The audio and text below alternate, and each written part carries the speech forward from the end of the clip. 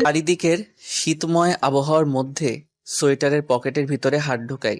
রাস্তা দিয়ে হাঁটছি আর মনে মনে ভাবতেছি, এবার শীতে যেমনেই হোক সিলেট তো জামুই জামু। কিন্তু সিলেট যে জামু, পকেটের মধ্যে তো মাত্র 2টা 5 টাকার কয়েন ঝনঝন করতেছে। এই 2টা কয়েন দিয়ে কেমনে সিলেট জামু, এইসব ভাবতেছি। আর সাত সকালে রাস্তা দিয়ে হাঁটতেছি। রাস্তার সাইড দিয়ে বাস, ট্রাক, মাইক্রো শা শা করে ছুটে যাইতেছে।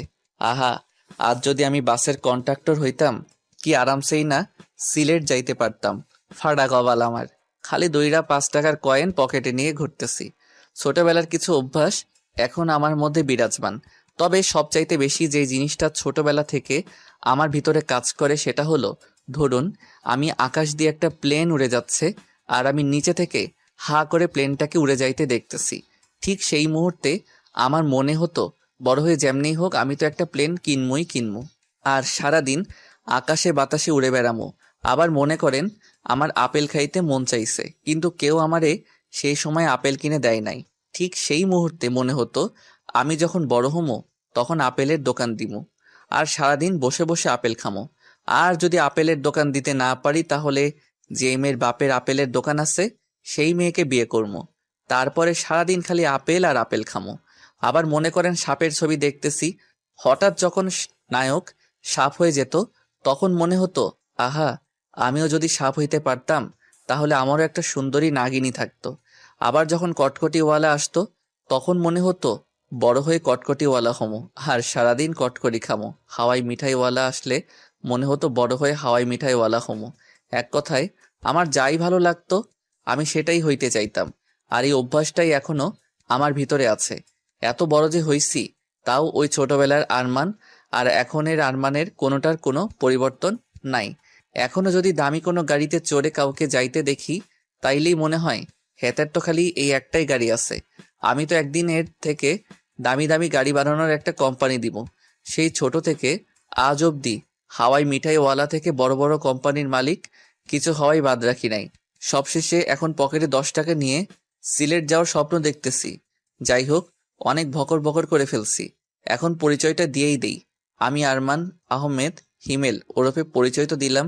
এইবার তাহলে গল্পে যাই, নাকি কি কন আপনারা? আর আসল কথা হইতেছে, যেমনিই হোক সিলেট তো জামই। এতে যদি চুরি ডাকাতি রাহাজানি ছিনতাই যা কিছু করার আমি তো সব করবো। তবু তো আমি সিলেট জামুই যাবো। By Sylhet I am coming. কিন্তু যাবো কেমনে? হুম হুম হুম হুম জীবনটা যদি সিনেমার মতো হইতো। আহা, বাড়িতে গিয়ে আমার বাপের রুমে ঢুকলাম। এই সাত সকালে কোথায় থেকে উদয় হইলি? আসলে আব্বা, কাহিনীটা হইতেছে, সূর্য মামা আজকে একটু বউয়ের সাথে দেখা করতে যাবে। তাই যাওয়ার সময় আমারে কইল, ভাগিন আরমান, আমি তো আজকে তোমার বাপের ঘরে উদয় হইতে পারবো না, তাই তুমি একটু তোমার বাপের ঘরে গিয়ে উদয় হইও। সেই জন্যই আর কি, সূর্য মামার বদলে আজকে আমি উদয় হইছি। বাপের সাথে মস্করা করস না? ছোটবেলার কেলানির কথা কি ভুলে গেছস? আবার কি অমন শুরু করমু? দেখো আব্বা, আমি কিন্তু এখন বড় হইছি, যোগ বিয়োগ গুণ ভাগ করে কথা কইবা। ওরে বদমাইশ, বড় হয়েই তুই আমার কি ছিড়ছিস, হ্যাঁ? আর তোর সাথে আমার যোগ বিয়োগ করে কথা কইতে হইব, তাই না? হুম। কপালে মনে হয় আজকে তোর মেলা দুঃখ আছে। কি জন্য আসছিস ফটাফট বলে বিদায় হয়ে যা। আমার 3,000 টাকা লাগতো। কেন? সিলেট যামো। ওরে বদমাইশ, তোর সিলেট যাওয়া ছুটাইতেছি, দাঁড়া। ওখান থেকে দৌড়ানি খেয়ে আবার বাহিরে আসলাম। কপালটা আমার এমনই দৌড়ানিময়। শালা নিজের মা না থাকলে যা হয় আর কি, জানতাম টাকা দিবে না। আজগুবি টাকাটা চাইতে গেলাম। এখন দুপুরের ভাতটা কপালে জুটবে নাকি আল্লাহ জানে। কি ঘরে পয়দা করছো হে খোদা, মাঝে মধ্যে ভাবি। হিরোইনখোর, গাঁজাখোর, মদখোর, ইয়াবাখোর, ফেন্সিখোর, বিড়িখোর, সিগারেটখোর, এই শালারা প্রতিদিন ওইসব খাওয়ার জন্য এত টাকা কই পায়, যেখানে আমি সপ্তাহে 10 টাকাও পাই না। কিন্তু যাই হোক, সিলেট তো আমি যামই। রাস্তার সাইডে 5 টাকার কয়েন 2টা 2 হাতে নিয়ে বসে আছি আর ভাবতেছি, যেমনেই হোক এই 2টা 5 টাকার কয়েন রে কাজে লাগাই। সিলেট যাওয়ার টাকা বের করতে হবে, কিন্তু কেমনে? আজ যদি এইটা সিনেমা হইতো, তাইলে না হয় এই 10 টাকা দিয়ে একটা লটারি কাটতো আর বড়লোক হয়ে যাইতো। কিন্তু আমার তো শালা ফাড়া কপাল, লটারি কাটলাম মানে টাকাটা পুরাই জলে। এই কয়েন 2টা দিয়ে এমন কিছু করতে হবে যাতে হাতে নাতে টাকা পাইতে পারি। আহারে মাথা একটা বুদ্ধি বের কর ভাই। সিলেট তো আমারে চুম্বকের মতো টানতেছে। 2 দিন 2 রাত অনেক ভাবার পরে একটা ডিসিশন নিলাম। এই 10 টাকা দিয়ে 2টা ঘুমের ট্যাবলেট কিনবো আর আমার বাপরে খাওয়াই দিব। এতে আমার বাপ আরামসে ঘুমাবে আর আমি এদিকে আরামসে টাকা চুরি করে সিলেট চলে যাবো। মনে মনে খারাপ লাগলেও মনকে বোঝাইতেছি যে আমার বাপের যা টাকা আছে আমিও তো কিছু ভাগ পাবো নাকি। আর বাবা এত টাকা পয়সা নিয়ে কি কবরে যাবে? অদ্ভুত। প্ল্যান অনুযায়ী সব কাজ কমপ্লিট। আলমারি চাবি খুলে দেখি, ও হু হু হু, এত টাকা! বাপ হইলে কি হইব? তিনি একটা হার গিফটে এত টাকা রাইখাও প্রতি সপ্তাহে আমার হাত খরচের জন্য মাত্র 10 টাকা করে দেয়। আর যদি না চাই তাহলে আর দেয় না। কি খারাপ! যাই হোক, আল্লাহ যা করে ভালোর জন্যই করে। তাই তো আজকে সুদ সমেত সব একেবারে পাইতেছি। চোর হলেও আমার একটা ধর্ম আছে। আলমারি থেকে 50,000 টাকা নিয়ে আর বাদ বাকি টাকাগুলো যেমনি ছিল অমনি রেখে আবার আলমারিতে তালা দিলাম। আর চাবিটা আমার বাপের পকেটে ঢুকাই দিয়ে আমি তো পগার পার। ডাক্তারের কথা অনুযায়ী 10 ঘন্টার আগে ঘুম ভাঙবে না। এবার আমারে সিলেট যাওয়া থেকে কে আটকায়? মার্কেটে এসে ঝাক্কাস একটা ব্যাগ কিনলাম, তারপরে প্যান্ট, শার্ট, গেঞ্জি, জুতো, ঘড়ি, পারফিউম সব কিনে ব্যাগের মধ্যে নিলাম। এরপর একটা হোটেলে গিয়ে গোসল টোসল করে আমি তো এবার রেডি। সিলেট তো আমি যামই। এই প্রথম এসি বাসের টিকিট কাটতে গেলাম। সিট তো পাইছি, তাও আবার একদম পিছনে। ফাটা কপাল হইলে যা হয়। আচ্ছা, সিট যেখানে হয় হোক, বাস তো এসি। বাসে উঠে সিটে গিয়ে বসলাম। আহা কি নরম সিট! হি হি হি। সিটে বসে মনে হলো পকেট ভর্তি টাকা থাকতে পেটটা খালি রেখে সিলেট জামু, এটা হয় নাকি? বাস থেকে নেমে যা যা খাইতে ভালো লাগে সব কিনে আবার বাসে উঠলাম। জামু আর খামু। একটু পরেই বাস ছেড়ে দিল। কিছু দূর যাওয়ার পরে মনে মনে ভাবতেছি, পিছনে বসে একদিক দিয়ে মনে হয় ভালোই হয়েছে। একদম পিছনে দেখে এই সিটের টিকিট হয়তো কেউ কাটেই নাই। এখন তো আমি 2টা সিটে শুয়ে শুয়ে পুরা রাস্তা জামু আর খামু। হি হি হি। 2টা সিট মিলে শুইলাম। পায়ের উপর পা তুলে রাজাদের মতো আঙ্গুর খাইতেছি। আঙ্গুর খাওয়া শেষ, এবার কমলা খামু। কমলা খাওয়া শেষ করে জুস খাইতেছি। এমন আরামে আর রাজার মতো করে যে সিলেট যাবো কোনোদিন ভাবি নাই। হুম হুম হুম। কয়েক ঘন্টা পরে হঠাৎ বাস রাস্তার মধ্যে থেমে গেল। ওহ রে! আমি যাতেই উঠি ওহাতেই কি ঝামেলা হয়! ধুর, ভাল লাগে না। আচ্ছা যা হয় হোক, আগে আমার পেটটা ভরাইতে হইব। পেটটা যদি নাই ভরাইতে পারি তাহলে পকেট ভর্তি টাকা থাইকা লাভ কি? শুয়ে শুয়ে পায়ের উপরে পা তুলে চুষতেছি, মানে জুসের পাইপ। একটু পরে এই যে হ্যালো, এটা আপনার বেডরুম না যে পায়ের উপর পা দিয়ে জুস খাবেন। মাথাটা ঘুরিয়ে দেখি চশমা পরা একটা মেয়ে। দেখতে আমার মতো এতটা কিউট না, তবে ভালোই। দেখে তো আমার মতো এতটা কিউট না, তাই একটু ভাব নেওয়ার চেষ্টা করছি। ওইদিকে একটু চেপে যান, এটা আমার সিট। হুম। এই কমলার খোসাগুলো কি আপনি ফেলছেন? না তো, আমি শুয়ে থাকতে একটা জিন আসছিল, সেই হয়তো ফেলছে। ও আচ্ছা, তাহলে এখন সেই জিনকে আবার ডাকেন আর বলেন যে এই খোসাগুলো যাতে তার দিকে নেয়। জিন তো এখন আসবে না। ঠিক আছে, তাহলে আমি কন্ট্রাক্টরকে ডাকতেছি, কেমন? না না থাক, আমি জিনকেই ডাকতেছি। হুম। একটু চোখ বন্ধ করেন। কেন? জিন আসতে লজ্জা পাইতেছে। আচ্ছা ঠিক আছে। নেহাত বাসের মধ্যে আসি, তাই চুপচাপ খোসাগুলো নিজের দিকে নিলাম। তা না হলে যে খেলাটাই না দেখাইতাম, মজা বোঝাইতাম। কতক্ষণ জানালার দিকে তাকাই থাকতে থাকতে ঘাটটা লেগে গেছে, তাই একটু মেয়েটার দিকে তাকালাম। কিউট না হলেও মেয়েটার মুখটা কেমন মায়াবী। এমনি একটু তাকিয়ে থাকতে ইচ্ছে হবে। আর চশমাটাও মনে হয় শুধু মেয়েটার জন্যই বানানো হয়েছে। অন্য কেউ পড়লে হয়তো এত ভালো লাগতো না। আর মেয়েটাকে দেখে অনেক পরিপাটি মনে হচ্ছে। আর এইদিকে আমি তো জন্মের অগোছালো। যাই হোক, একটু দুষ্টুমি না করলে কেমন লাগে, তাই ভাবতেছি চুপচাপ আর কতক্ষণ দুষ্টুমিটা শুরু করেই দেই। হি হি হা হা হা। ঘোড়ার পাছায় ফট করে একটা বাড়ি দিলে যেমন উড়াধুরা ছুটতে থাকে, আমি যেই বাসটায় বসে আছি এইটাও ঠিক ঘোড়ার মতোই উড়াধুরা ছুটতেছে সিলেটের দিকে। আর আমার পাশের সিটে চশমা পরা মেয়েটা চুপচাপ বসে আছে। আর অন্যদিকে আমি আমার সিটে বসে উসখুস করতেছি, কারণ পাশে একটা মেয়ে বসে আছে। তাও কোনো দুষ্টুমি করতে পারতেছি না তাই। আর দুষ্টুমিটা শুরু করমই বা কি দিয়ে? কোনো আগা মাথাই তো পাইতেছি না। রাত্রে যখন রুমে শুয়ে থাকি, শয়তান হারামজাদা রাত 2টার সময় পাছায় কামড় মেরে বলে, যা অমুকের বাড়ির সামনে গিয়ে চিল্লানি দে, ওর বাসার টিনে ঢিল মার, রফিকার জানালায় গিয়ে ঠক ঠক করে দৌড় মার। আর এখন পাশেই একটা মেয়ে বসে আছে, তবু কেন ফাজলামো বুদ্ধি মাথায় আসতেছে না?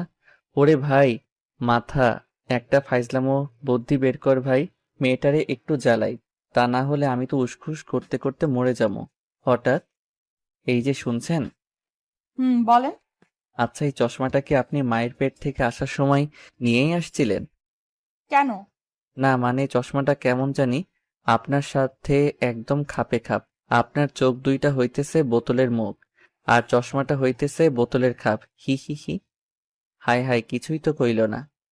এই যে চশমা, হুম আপনার কাছে পানি আছে?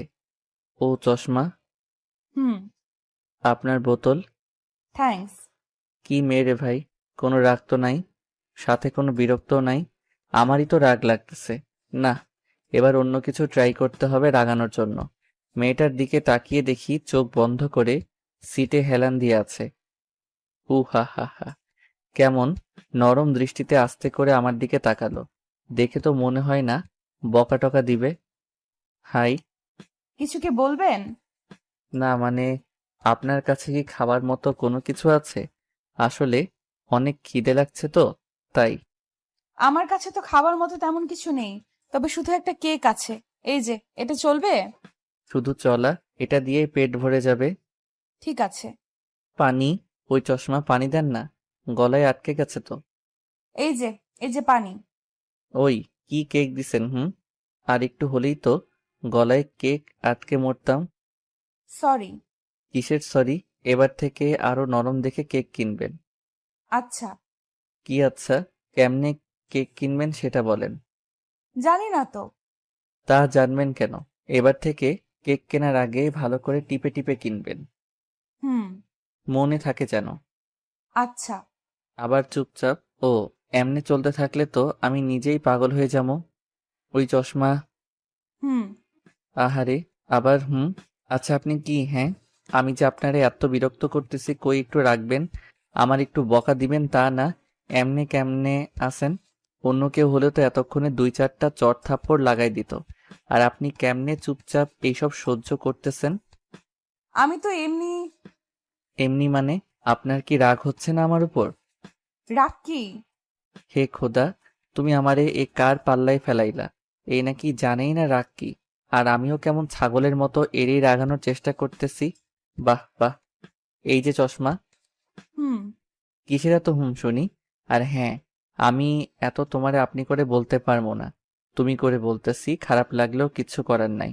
ও হ্যাঁ, তোমার তো আবার রাগও নাই, খারাপ লাগবো কেমনে? আর হ্যাঁ, আমি যেহেতু তোমারে তুমি করে বলবো, সেহেতু তুমিও আমারে তুমি করেই বলবা, কেমন? কেন? কেন মানে?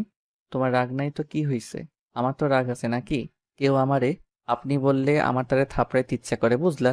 একবার আপনি বলবা তো একটা করে থাপড়ানি খাবা। এবার বলো, আপনি বলবা নাকি তুমি? ঠিক আছে, তুমিই বলবো। এই তো গুড বয়। না মানে গুড গার্ল। ওই একটু পর পর এমন চুপ হয়ে যাও কেন? রাগ নাই বলে কি কথাও বলতে পারো না? আসলে আমি ছোট থেকেই এমন চুপচাপ। ও আচ্ছা, তোমাদের পুরা ফ্যামিলির সবাই কি এমন তোমার মতো? আরে না, আমি শুধু এমন। তাছাড়া বাবা মা দাদু নানু সবাই অনেক রাগী। আচ্ছা, তুমি চশমার ইংলিশ জানো? কেন? না মানে সবসময় তোমারে এমন চশমা চশমা বলে ডাকতে নিজেরই কেমন খ্যাত খ্যাত মনে হইতেছে। তাই যদি একটু চশমার ইংলিশটা বলে দিতা, সেইটা বলে ডাকতাম, তাহলে নিজেরেও একটু স্টাইলিশ মনে হইতো, এই আর কি। চশমার ইংলিশ তো চশমাই। কি? হুম হালার পুতেরা সবকিছুর ইংলিশ রাখতে পারছে, আর এই সামান্য চশমার ইংরেজি রাখতে পারে নাই? মূর্খের দল সব। আচ্ছা, ইংলিশ যখন রাখেই নাই তাহলে আর কি করার, চশমাই বলি, কেমন? ওকে। তো চশমা, তোমার নাম কি শুনি? নীলা। বাহ, তোমার থেকে তোমার নামটাই বেশি সুইট। হি হি। ওই আমার নাম শুনবা না? বলো। কি বলমো? তোমার নাম। মনটাই চাইতেছে নিজের গালে নিজেই থাপড়ানি দেই। কেন? কেন আবার? তোমারে যে থাপড়ানি দিতে পারবো না তাই। এমনি কি কেউ কারো নাম জিজ্ঞেস করে? আরে, এর আগে তো আমি কারোর নামই জিজ্ঞেস করি নাই। তাহলে কেমনে জানবো? ও, তুমি না একটা, থাক বলবো না। আচ্ছা, তোমার নাম কি? আরমান। নামটা জ্যোৎস্না। হুম আর আমিও হি হি। ওই শোনো, আমি তোমার সাথে এত কথা বলতেছি বলে তুমি আবার ভাইবো না যে আমি তোমারে পটানোর চেষ্টা করতেছি, কারণ আমি কোনো মেয়েটের চক্করে নাই। এমনি বাড়িতে আব্বার সাথে একটা কেলেঙ্কারি করে আসছি। আচ্ছা, পটানো কি? আর বাড়িতে আব্বার সাথে কেলেঙ্কারি করে আসছো মানে? ওই, তুই পটানো বুঝো না? না তো। এবার আমি সত্যি সত্যি পাগল হয়ে যাবো। ওই বলো, পটানো মানে কি? ভালোবাসা বুঝো? হুম। পটানো হইল ভালোবাসার ছোট ভাই। ওহো, তো তাতে কি হইছে? আর বাড়িতে কেলেঙ্কারি করে আসছো মানে? এই সবও শুনবা। বলো। প্রথমের ঘটনা সব খুলে বললাম। তুমি তো অনেক দুষ্টু। হার দুষ্টু। বাড়িতে গেলে আমার উপর দিয়ে যে কি যাবে আল্লাহ জানে। হঠাৎ হঠাৎ করে জোরে একটা শব্দ হয়ে বাসটা থেমে গেল। নিচে গিয়ে দেখি বাসের চাক্কা ফেটে গেছে। ওরে খোদা, এবার আমি এই রাত্রে কেমনে সিলেট যাবো? আরে, টেনশন নিও না। আমি দাদুর কাছে ফোন করছি, দাদু চলে আসতেছে। দাদুকে? আরে, আমার দাদু। এখান থেকে একটু দূরেই আমার দাদু বাড়ি। ও, তোমার দাদু খুব বড়লোক বুঝি? হুম, একটু। ও হো হো, কি ঠান্ডা বাতাস। তোমার চাদরটা একটু দিবা? ওকে, ধরো। আচ্ছা নীলা, এখান থেকে সিলেট কত দূর বলতে পারবা? বেশি দূরে না, 10 কিলোমিটার। হালারপুত, বাসটা পুরো রাস্তা আসতে পারলো, আর ওইটুকু গেলে কি হইতো? এখানেই চাকা ফাটতে হবে। আমি বাবার কাছে শুনছি এই রাস্তায় নাকি একটু প্রবলেম আছে। কি প্রবলেম? আমি তো জানি না, শুধু শুনছি প্রবলেম আছে। আচ্ছা, আমি একটু তোমার কাছে কাছে থাকি। ঠিক আছে। একটু পরেই গাড়ি আসলো। ম্যাডাম, গাড়িতে উঠেন। বাবা, দাদু কেউ আসলো না কেন? আসলে ম্যাডাম শুধু আমাকে আসতে বলতো। ঠিক আছে আরমান, তুমিও আমার সাথে চলো। এত রাত্রে এখানে থাকার মতো কিছুই পাবে না। যাও, তোমার ব্যাগ নিয়ে আসো। ঠিক আছে। ব্যাগ নিয়ে আসার সময় দেখি নীলাকে যেই লোকটা ম্যাডাম বলছিল সে আমাকে একটু সাইডে ডাকলো। ভাই, এই মেয়েকে চেনেন? মাত্র তো আজকে পরিচয় হইলো, কেমনে চিনবো? শুধু নামটা জানি। আরে ভাই, এই মেয়ে এইখানের জমিদারের নাতনি। তো আমি কি করবো? আরে ভাই, আপনি জানেন না এই মেয়ের বাবা আর দাদা কি জিনিস? ওরে ভাই, আমি কি মেয়েটারে বিয়ে করবো নাকি? তাই তাদের সবকিছু জানা লাগবে? নেহাত বাসের চাকাটা ফাটছে তাই, তা না হলে আমি এতক্ষণে সিলেট চলে যাইতাম। এইটা মনে হয় ম্যাডামের চাদর। হুম। ভাই, আপনার কপাল ভালো, ওনার বাবা বা দাদা কেউ আসে নাই। কেন? ওনারা আসলে কি হইতো? সেটা আসলেই দেখতে পারতেন। ওরে ভাই, রাতটা পার হলে আমি সোজা সিলেট। এবার চলেন। আপনার কপালে যে কি আসে রে ভাই, সেটা একমাত্র আল্লাহই জানেন। হয়, এইবার চলেন। কপালে আমার অনেক কিছুই আছে, সেটা আমিও জানি। ড্রাইভার আর ওই লোকটা সামনে, আমি আর নীলা পিছনের সিটে। নীলা, তোমার চাদর। হুম। আচ্ছা, বাড়িতে যখন নিয়েই যাচ্ছ একটু খাইতেও দিও, কেমন? হি হি। ঠিক আছে।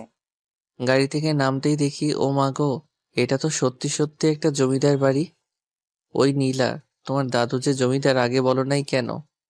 আগে যদি বলতাম আমার সাথে, তো অমন দুষ্টুমি করতা না, আর আমার সাথে আসতাও না। আরে ধুর, আগে যদি বলতা যে তোমার দাদু জমিদার, আরো বেশি জ্বালাইতাম। হা হা হা। তাই বুঝি। হুম। ঠিক আছে, ভেতরে আসো। ওকে। এই প্রথম কোনো জমিদার বাড়িতে যাইতেছি, বুঝলা? মনে হইতেছে রাজাদের আমলে আছি। এই সময়েও যে জমিদার আছে জানতামই না। এখন তো জানলা, এবার ভেতরে চলো। নীলার পিছন পিছন ভিতরে যাইতেছি। মেইন দরজাটা পার হয়ে বাড়ির মধ্যে ঢুকতেই দেখি দরবেশের মতো একটা লোক সোফার উপরে বসে তসবিহ গুনতেছে। নীলার কানে ফিস ফিস করে বললাম, ওই, তোমরা কি বাড়ির ভিতরে জিন টিন পালো নাকি? কেন? ওই যে সোফার উপরে জিনের মতো এটা কে বসে আছে? ওটা আমার দাদু। ও আচ্ছা, আমি তো ওনার চেহারা সুরত আর দাড়ি দেখে ভাবছিলাম কোনো দরবেশ টরবেশ হইব হয়তো, আবার কেমন জিন টিনও মনে হইতেছে। হি হি হি। চুপ। আমার সাথে যত যত ইচ্ছে দুষ্টুমি করো, কিন্তু বাবা আর দাদুর সাথে এমন কোনো দুষ্টুমি করবা না। কেন? ওনারা দুইজন অনেক রাগী। সত্যি? হুম। যাক, দুষ্টুমি করার জন্য শেষমেশ দুইটা লোক মিলল। হি হি হি। এবার তুমি আমার পিছন পিছন আসো, আমি একটু আগে গিয়ে জিন দরবেশ দাদুর সাথে কথাবার্তা সেরে ফেলি। আরমান, না। কে শুনে কার কথা? দরবেশ দাদু, আসসালামু আলাইকুম ওয়া রাহমাতুল্লাহি ওয়া বারাকাতুহু। ওয়ালাইকুম আসসালাম ওয়া রাহমাতুল্লাহি ওয়া বারাকাতুহু। দরবেশ দাদু, আমার নাম আরমান। ঠিক আছে, এখানে কিভাবে আসছো? সে তো এক ইতিহাসের মতো কাহিনী। শর্ট করে বলতাম নাকি পুরো ইতিহাসটাই শুনবেন? শর্ট করে বলো। জি। প্রথমে আব্বার আলমারি থেকে টাকা চুরি করছি। এরপরে সিলেট আসার জন্য সিলেটের বাসে উঠছি। বাসে উঠে নীলা নামের একটা মেয়ের সাথে পরিচয়। পরিচয় হবার পর থেকে তার সাথে গল্প করতে করতেই আসতেছিলাম। হঠাৎ বুম। বুম মানে? বুম মানে বাসার চাকা ফেটে গেছে। তো বাসের চাকা মাঝ রাস্তায় ফাটার কারণে আপনি নাতনি আমার এখানে গাড়ি করে নিয়ে আসছে। গাড়ি থেকে নামার পরে থেকে আপনার এখান অবধি পায়ে হেঁটেই আসছি। বাহ, একটা মেয়ে আসতে বললা চলে আসলে। এই যে হ্যালো দরবেশ দাদু, আমি না আপনার নাতনির কথা এখানে আসি নাই। ওর মুখে যখন শুনছি ওর দাদু এখানকার জমিদার, জীবনে তো খালি রাজা জমিদারদের কথা গল্পেই পড়ে গেছি। তাই ভাবছিলাম সুযোগ যখন আসছেই এবার না হয় একটু সামনে থেকে দেখে আসি। কিন্তু এ আমি কি দেখছি? জমিদার নামটার সাথে তো আপনার কোনো মিলই নাই। আসার সময় মনে মনে ভাবছিলাম জমিদার দেখতে হয়তো কোনো বীরের মতো হবে, কিন্তু আপনারে দেখে তো মনে হইতেছে। কি মনে হইতেছে? না থাক, বলবো না, হুদাই আবার খালি খালি রেগে যাবেন। রেগে যাব না, বলো কেমন লাগতেছে? কেমন আবার? কোনো জিন আর দরবেশরে একসাথে মিশাইলে যেমন লাগে তেমন লাগতেছে। রাগী একটা লোক নিয়ে আমার দিকে তাকালো। অনেক কিছু বলতে চেয়েও বলল না। নীলা, এইদিকে আয়। জি দাদু। আরে জি দাদু না বলে জিন দাদু বলো, হি হি। আরমান চুপ। দাদু ওর কথায় কিছু মনে করো না। ও একটু বেশি কথা বলে। আচ্ছা, তোর মা কেমন আছে? ভালো আছে দাদু। আব্বু কোথায় গেছে? একটা কাজের জন্য একটু বাইরে গেছে, কালকে ফিরবে। তুই ওকে নিয়ে উপরে যা। ঠিক আছে দাদু। আরমান ওপরে আসো। হুম। ওই আর 1 মিনিট দাঁড়াও। আবার কি? আচ্ছা দাদু, তোমারে কি আমি জিন দাদু দরবেশ দাদু নাকি খালি দাদু বলে ডাকবো? নীলা, ওকে উপরে নিয়ে যা। আরমান ওপরে চলো। কিন্তু উনি তো কোনোটাই বলল না, তাহলে কি আমি 3টা বলেই ডাকবো? নীলা, ওকে ওপরে নিয়ে যা বলছি। আমি চাই না বাড়ির কোনো মেহমানের সাথে খারাপ কিছু হোক। আরমান প্লিজ ওপরে চলো। আচ্ছা ঠিক আছে চলো। কি আর করার, আমার পছন্দ মতোই কোনো একটা বলে ডাকমনি। উপরে যাওয়ার পরে আরমান তুমি কি পাগল? হ্যাঁ, দাদু আর বাবা অনেক ডেঞ্জারাস। তো কি হয়েছে? চুল দাড়ি আর কাপড় চোপড় দেখে তো জিনেদের দরবেশ মনে হচ্ছিল, হি হি। আরমান চুপ। আমি যে কেন তোমার আনতে গেলাম। ও মা, তোমার কি কোনো প্রবলেম হচ্ছে নাকি? আচ্ছা আমি তাহলে গেলাম, বাই টাটা। আরে দূর। আমি সেটা বলি নাই। প্রবলেম আমার হবে কেন? প্রবলেম তো হবে তোমার। তুমি যদি এমন করতে থাকো না, সত্যি সত্যি খারাপ কিছু একটাই হয়ে যাবে। কেন? কেন আবার? বাবা আর দাদু অনেক ডেঞ্জারাস তাই। ও হুম। এবার ওই রুমে গিয়ে ফ্রেশ হয়ে বসে থাকো। আমি খাবার নিয়ে আসতেছি। ঠিক আছে। বাহ, রুমটা তো সেই। মনে হচ্ছে আমার আসার কথা শুনে কেউ আগে থেকেই রুমটা গুছিয়ে রাখছে। আর হাজার হলেও জমিদার বাড়ি বলে কথা, সবকিছু তো সেই হবেই। ফ্রেশ হয়ে খাটের উপরে চিৎপটাং হয়ে শুয়ে ফোন টিপতেছি। এমন সময় দরজায় ঠক ঠক। দরজার কাছে গেলাম। কে? আরমান, আমি নীলা। দাঁড়াও, খুলতেছি। হুম। এই যে ধরো তোমার খাবার। দাও। অনেক খিদে লাগছে। আচ্ছা তুমি খেয়ে নিও, আমি গেলাম। ঠিক আছে। খাবারগুলো দেখে তো সেই লাগতেছে, কিন্তু সেই লেগে তো কোনো লাভ নাই যতক্ষণে না পেটের ভিতরে ঢুকতেছে। আহা, খাইতে যা লাগলো না, পুরাই জমিদারি খাবার। আজকের মতো খাওয়া দাওয়া সব শেষ। এবার একটু ঘুমাই নেই। রাতটা কাটলেই কালকে সকালে উঠেই সিলেটের দিকে দৌড় দিব। 20 মিনিট যাবৎ শুয়ে আছি কিন্তু ঘুম আসার কোনো নামই নাই। আর এই দিকে হারামজাদা শয়তান মনের ভিতরে ঢুকে খালি খালি ভয়ঙ্কর চিন্তা ভাবনা নিয়ে আসতেছে। কেমনটা লাগে তাই?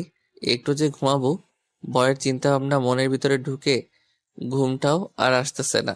খালি মনে হইতেছে আরমান এমন পুরাতন জমিদার বাড়িতেই তো ভূত থাকে।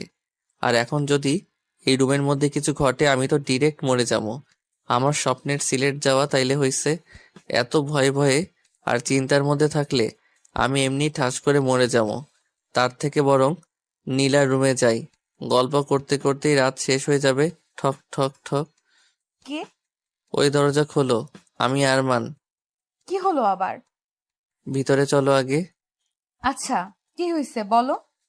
আমি তোমার রুমে তোমার সাথে থাকবো। কি? কেন? এমন কি করার কিছুই নাই। আমি তোমার টাচও করব না, কারণ আমারও এখনো বিয়ে হয় নাই। আর আমারে দেখে কি খারাপ মনে হয় বলো? ও, আমি কি সেটা একবারও বলেছি নাকি? তাহলে তোমার সাথেই থাকি। কিন্তু কেন? ওই রুমে আমার একলা থাকতে ভয় লাগতেছে তাই। ওই চুপ করে আছো কেন, কিছু তো বলো। আচ্ছা, আমার সাথেই থাকো। হি হি। ওকে। রুমের এদিক ওদিক একটু ভালো করে তাকাইতেই তো আমি হা। ওই আরমান, হা করে আছো কেন? না মানে দেখছি। কি দেখছো? তোমার রুম। কেন? এমনি। আর একেই বলে জমিদারের মেয়ের রুম। দূর। নীলা, তোমার কোনো তুলনা নাই। কেন?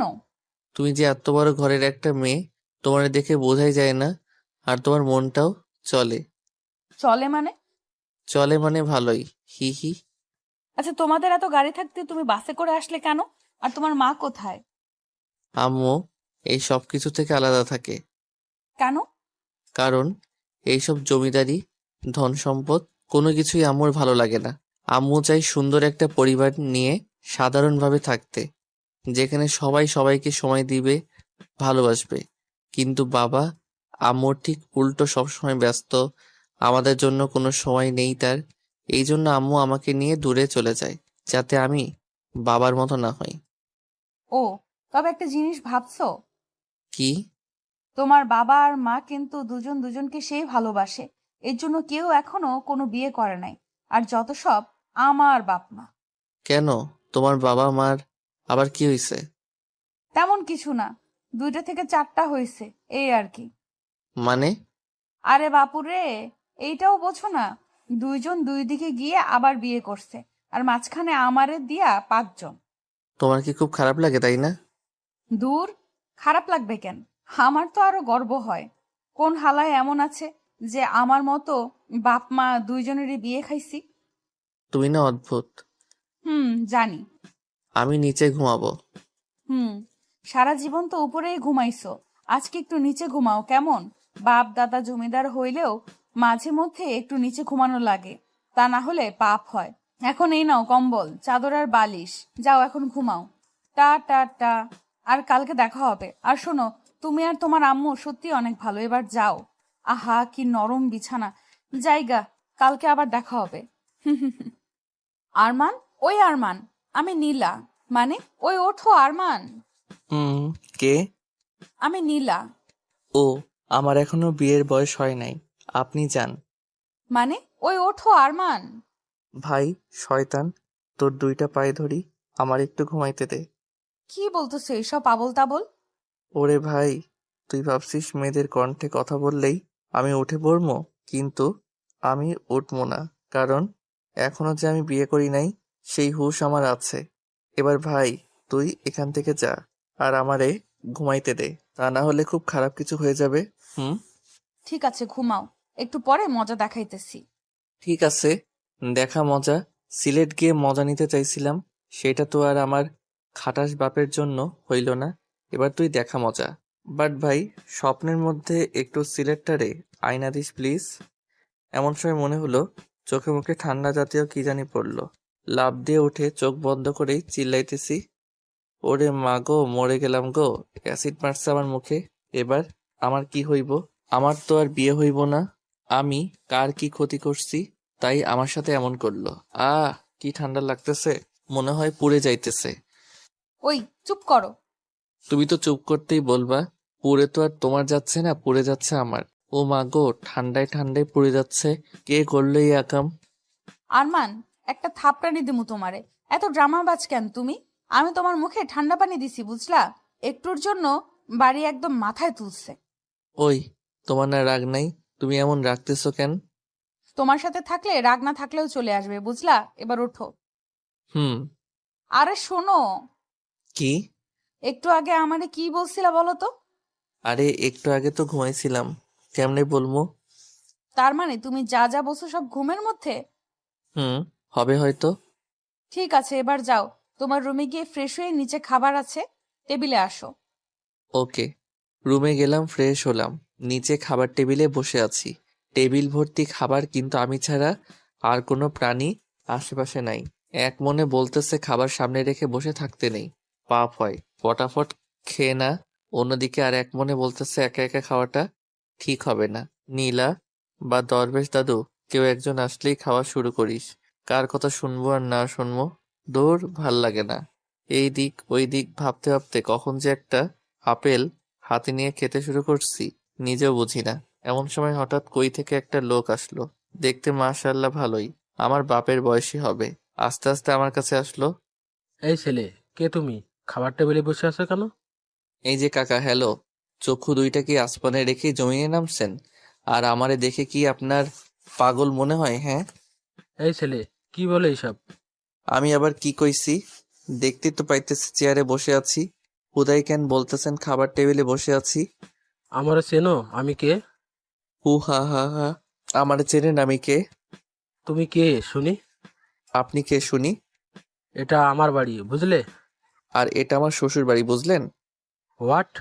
হোয়াট মানে হইতেছে কি? এটা যদি আপনার বাড়ি হইতে পারে তাহলে আমার শ্বশুর বাড়ি হইতে পারবো না কেন শুনি? অনেক বেয়াদবি করে ফেলেছো, এবার তো তোমাকে শিক্ষা দেওয়া দরকার। ও মা, তাই? কোন স্কুলের মাস্টার আপনি বলেন তো? রফিক, এই রফিক, বন্দুকটা নিয়ে আয় তো। ও হো হো, ভয়ে তো আমি হিসি করে দিতেছি। কি? আমার বাপ আমারে টাকা না দিক জীবনেও আমার গায়ে হাত তুলে নাই, আর তুই আমারে থাপড়ানি দিছস? আজকে তো তোরে। এর মধ্যেই রফিক নামের লোকটা বন্দুক নিয়ে হাজির। এবার তো আমার অবস্থা সেই লেভেলের খারাপ, ভয়ে তো আমি শেষ। নীলা, কই তুমি? একটা লোক এসে আমারে বন্দুক দিয়ে গুলি করতেছে। আমার চিল্লানি শুনে উপর থেকে নীলা দৌড়ে নিচে আসলো। বাবা বাবা বাবা, দাঁড়াও। কে এই ছেলে? ওর নাম আরমান। কালকে বাসে আমরা দুইজন একসাথেই আসছি। ও খুব ভালো ছেলে, শুধু একটু শয়তান টাইপের। সেটা তো এসেই বুঝেছি। কালকে বাবার সাথেও নাকি খুব শয়তানি করেছে, আর বাবাকে নাকি দরবেশ, জিন এইসব বলেছে। সরি বাবা। তুই সরি বলতিস কেন? ওর মুখে কথা নাই? এদিক ওদিক একটু দেখে ধরফর করে নীলার বাবা পায়ে পড়ে গেলাম। কাকু, না মানে সরি আঙ্কেল, আমারে মাফ করে দেন প্লিজ। আমি যদি জানতাম আপনারাই এইখানের জমিদার, তাইলে আমি জীবনেও আপনাদের মুখের উপরে কোনো কথা কইতাম না। সত্যি বলতেছি, আর বিশ্বাস করেন কালকে আপনার বাবা যেমনে সোফার উপরে বসে আছিল, যে কেউ ওনারে দেখে জিন বা দরবেশ মনে করত। এখানে আমার কোনো দোষ কই বলেন? আর আপনি আমার কাছে এসে বলতেছেন এই ছেলে খাবার টেবিলে বসে আছো কেন? আপনি বুকে হাত দিয়ে বলেন কেউ খাবার টেবিলে বসে একটা পাগলও বসে না। আপনার বলার দরকার ছিল যে এই ছেলে খাবার টেবিলে চেয়ারে বসে আছো কেন? হায় হায়, কি এসব কইলাম? ও আঙ্কেল, না মানে জমিদার বাবু, মাফ করে দেন না প্লিজ। এমন সময় কে জানি লাঠি দিয়ে পাশায় একটা বাড়ি দিল। ওই কোন শালারে? আবার আরেকটা বাড়ি। শালারে, তোরে তো আজকে। মাথাটা তুলতেই দেখি দরবেশ দাদু। খাইছে আমারে। যদিও একটু মাফ করতো, এবার তো আর সেটাও করবে না। নীলার বাবার পা ছেড়ে এবার দরবেশ দাদুর পা ধরলাম। দরবেশ দাদুকো, না মানে জমিদার দাদুগো, আমি না আপনারে একটু দেখি নাই, মাফ করে দেন না। আমার যদি পাছায় চোখ থাকতো তাহলে বিশ্বাস করেন আমি জীবনেও আপনারে শালা কইতাম না। মাফ করে দেন দাদু, অনেক কষ্টে আব্বার টাকা চুরি করে সিলেট যাইতেছি, এখন যদি মাইরা ফেলেন আমি তো মরেও শান্তি পাবো না। মাফ করে দেন না। ঠিক আছে ঠিক আছে, মাফ করছি। যাক বাঁচলাম। উঠেই তোর। এই ছেলে, কই যাও? আঙ্কেল, আমি আর এখানে এক মিনিটও নাই, অনেক কষ্টে মাপ সাপ নিছি, এবার আমি সোজা সিলেট। ঠিক আছে, কিন্তু খেয়ে তো যাও। না আঙ্কেল, আমার আর ফাঁসায়েন না। খাবার বসে আবার মুখে ফসকে কারে কি বলবো আল্লাহ জানে। তার চাইতে বরং আমি চাই। আর এক পা এগোলে গুলি করে দেবে কিন্তু। আচ্ছা বলেন কি করবো? খেতে আসো। খাইতে তো যাবো, কিন্তু পেটের ভিতর আবার না বন্দুকের গুলি ঢুকবো। কি বললে? না না আঙ্কেল, কিছু না। ঠিক আছে, আসো। ও আরমান, দাঁড়ায় আছো কেন? বসো। হুম। চুপচাপ বসে আছো কেন? খাও। এমন চাপের মধ্যে কি আর পেটে খাবার ঢুকে? এই যে আরমান, তোমারে না চুপচাপ মানাইতেছে না। আচ্ছা, যা ইচ্ছা বলতে পারো। না না, কি বলতে বলবো, পরে আবার গুলি করবেন। আরে না, গুলি করবো কেন? তোমার যা ইচ্ছা বলতে পারো। দরবেশ দাদু আবার কিছু বলবে না তো? আমি বাদে সবাই হা হা করে উঠলো। আরমান, তুই আসলেই অনেক খবিস। জি দাদু। এই প্রথম কেউ আমাদের সাথে এমন ফাজলামো করার সাহস করেছে। হুম। হুম, মনে? না মানে আঙ্কেল সরি, দেখছেন আমি বলছিলাম আমার মুখ ভালো না, কখন কি বলি। আরে বেটা, কিছু মনে করি নাই। তোর তো অনেক সাহস আছে, মানতেই হবে। এই প্রথম জমিদার বাড়িতে এসে কেউ আমাদের হাসালো, অন্য সবাই তো ভয়ে মরে। আমার আবার সাহস? আমার মতো অসাহসী অকর্মা এই দুনিয়ায় আর এক পিস নাই। এই যে, আবার চোরের মতো কোথায় যাও? হুম? আঙ্কেল, খাওয়া তো শেষ, এবার আমি যাই। চুপ বসো। হুম।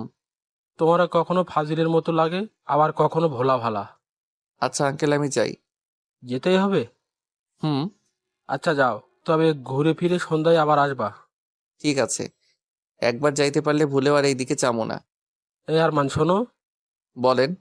গাড়ি নিয়ে যাও। না না আঙ্কেল, এমনি ঠিক আছে। ওকে যাও। কারেন্টের মতো উপরে গিয়ে ব্যাগ নিয়ে চলে আসলাম, নিচে এসে আবার এক ঝামেলা। বাবা, আমিও আরমানের সাথে যাই। ঠিক আছে। এই না না, তুমি আবার যাবা কেন?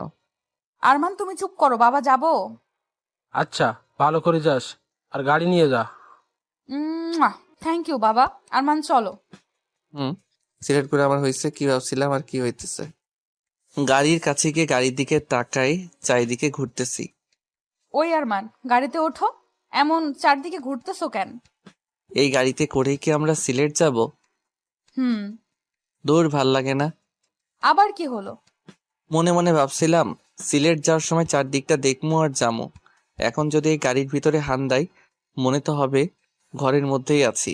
এই গাড়িতে করে যাওয়া আর না যাওয়া সমান সমান। তাহলে এখন কি করবা, যাবা না?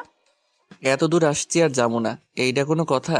তবে যদি ওই গাড়িটার মতো খোলামেলা গাড়ি হইতো, তাহলে যা মজা হইতো না। ওই তোমার বাবাকে একটু কও না, যাতে ওই গাড়িটা দেয়। আমি বলতে পারবো না, তুমি গিয়ে বলো বাবাকে। আর ওই গাড়িতে কাউকে চড়তেই দেয় না, আর ঘুরতে যাওয়ার জন্য তো দিবেই না।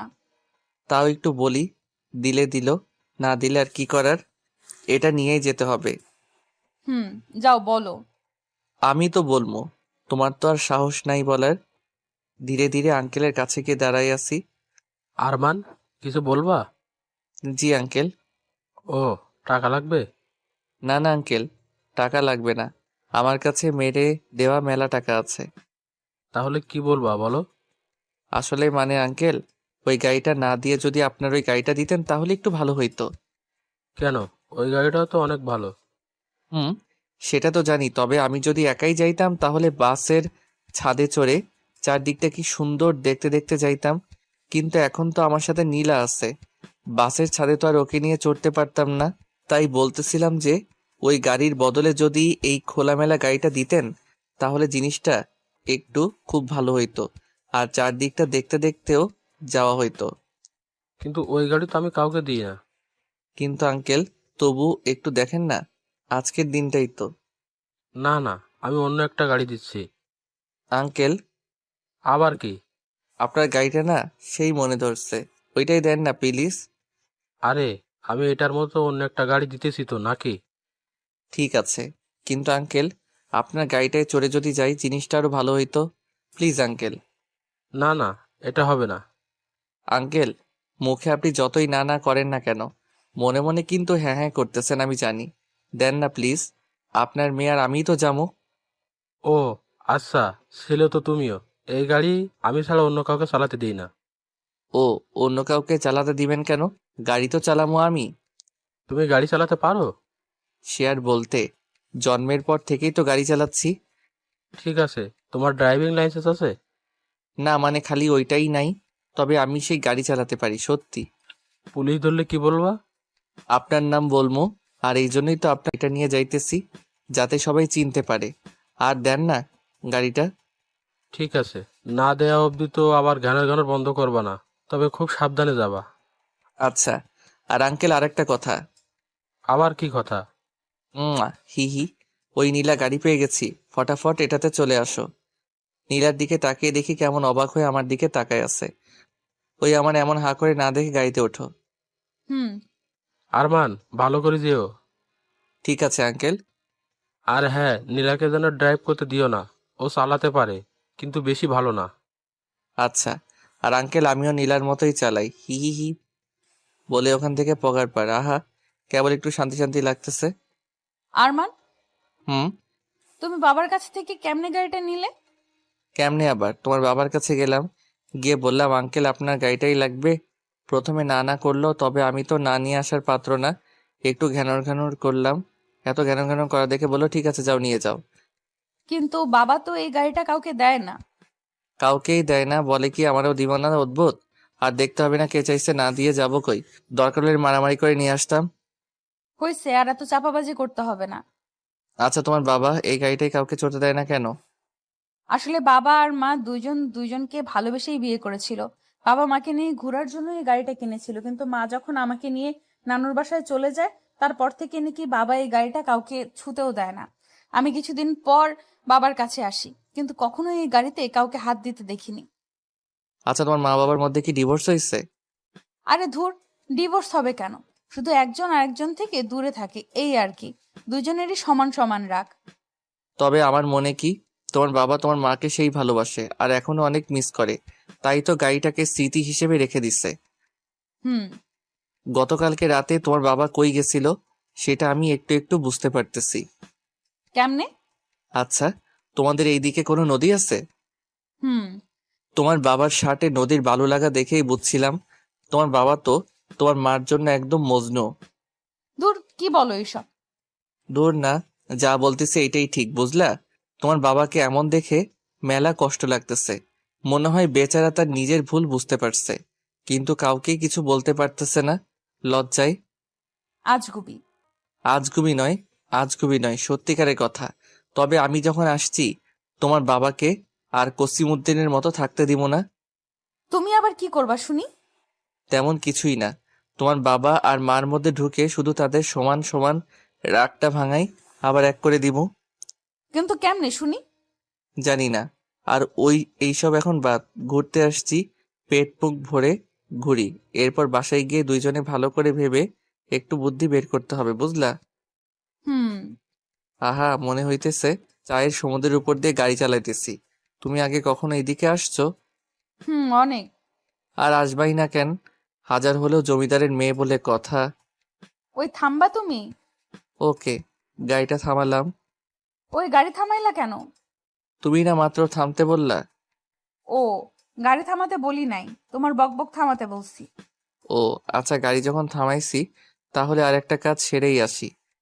আবার কি কাজ করবা? সেটা তো বলা যাবে না, তুমি 2 মিনিট গাড়িতে বসো, আমি যামু আর আসমু। না, আমিও যাব। আরে না, তুমি বসো, আমি আসতেছি। না, আমিও যাব। ওরে বাপুরে, আমি যামু হিসু করতে, তুমি গিয়ে কি আমার হিসি করা দেখবা? হুম। ধুর। আচ্ছা। ছি। আহা কি শান্তি, 2 কেজি খানেক হিসি। ছি। এইসব কেউ বলে? তোমার মুখে কি কোনো কিছুই আটকায় না? হুম। আটকাই না দেখেই তো বলছি নাকি। হয়েছে, এবার গাড়িতে ওঠো। আচ্ছা, কোথায় যাবা এখন? হুম, জানি না, তবে গুগল ম্যাপে দেখতেছি কাছে কুলে কোনো দর্শনীয় স্থান আছে নাকি। ঠিক আছে। পাইছি একটা। কি পাইছো? জিতু মিয়ার বাড়ি। কই? আর 10 কিলোমিটার দূরে। ও। আজকে ওখানেই যাই চলো। ওকে। ওই তো জিতু মিয়ার বাড়ির কাছে চলে আসছি, এবার নামো। এখানেই নামবো? ও হ্যাঁ, তুমি তো আবার জমিদারের নাতনি, এখানে নামবা কেন? চলো গাড়ি সহ বাড়ির ভিতরে নিয়ে যাই। আরমান, এখন কিন্তু আমার খুব রাগ হচ্ছে। যখন তখন জমিদারের নাতনি জমিদারের নাতনি বলবা না, বলে দিলাম।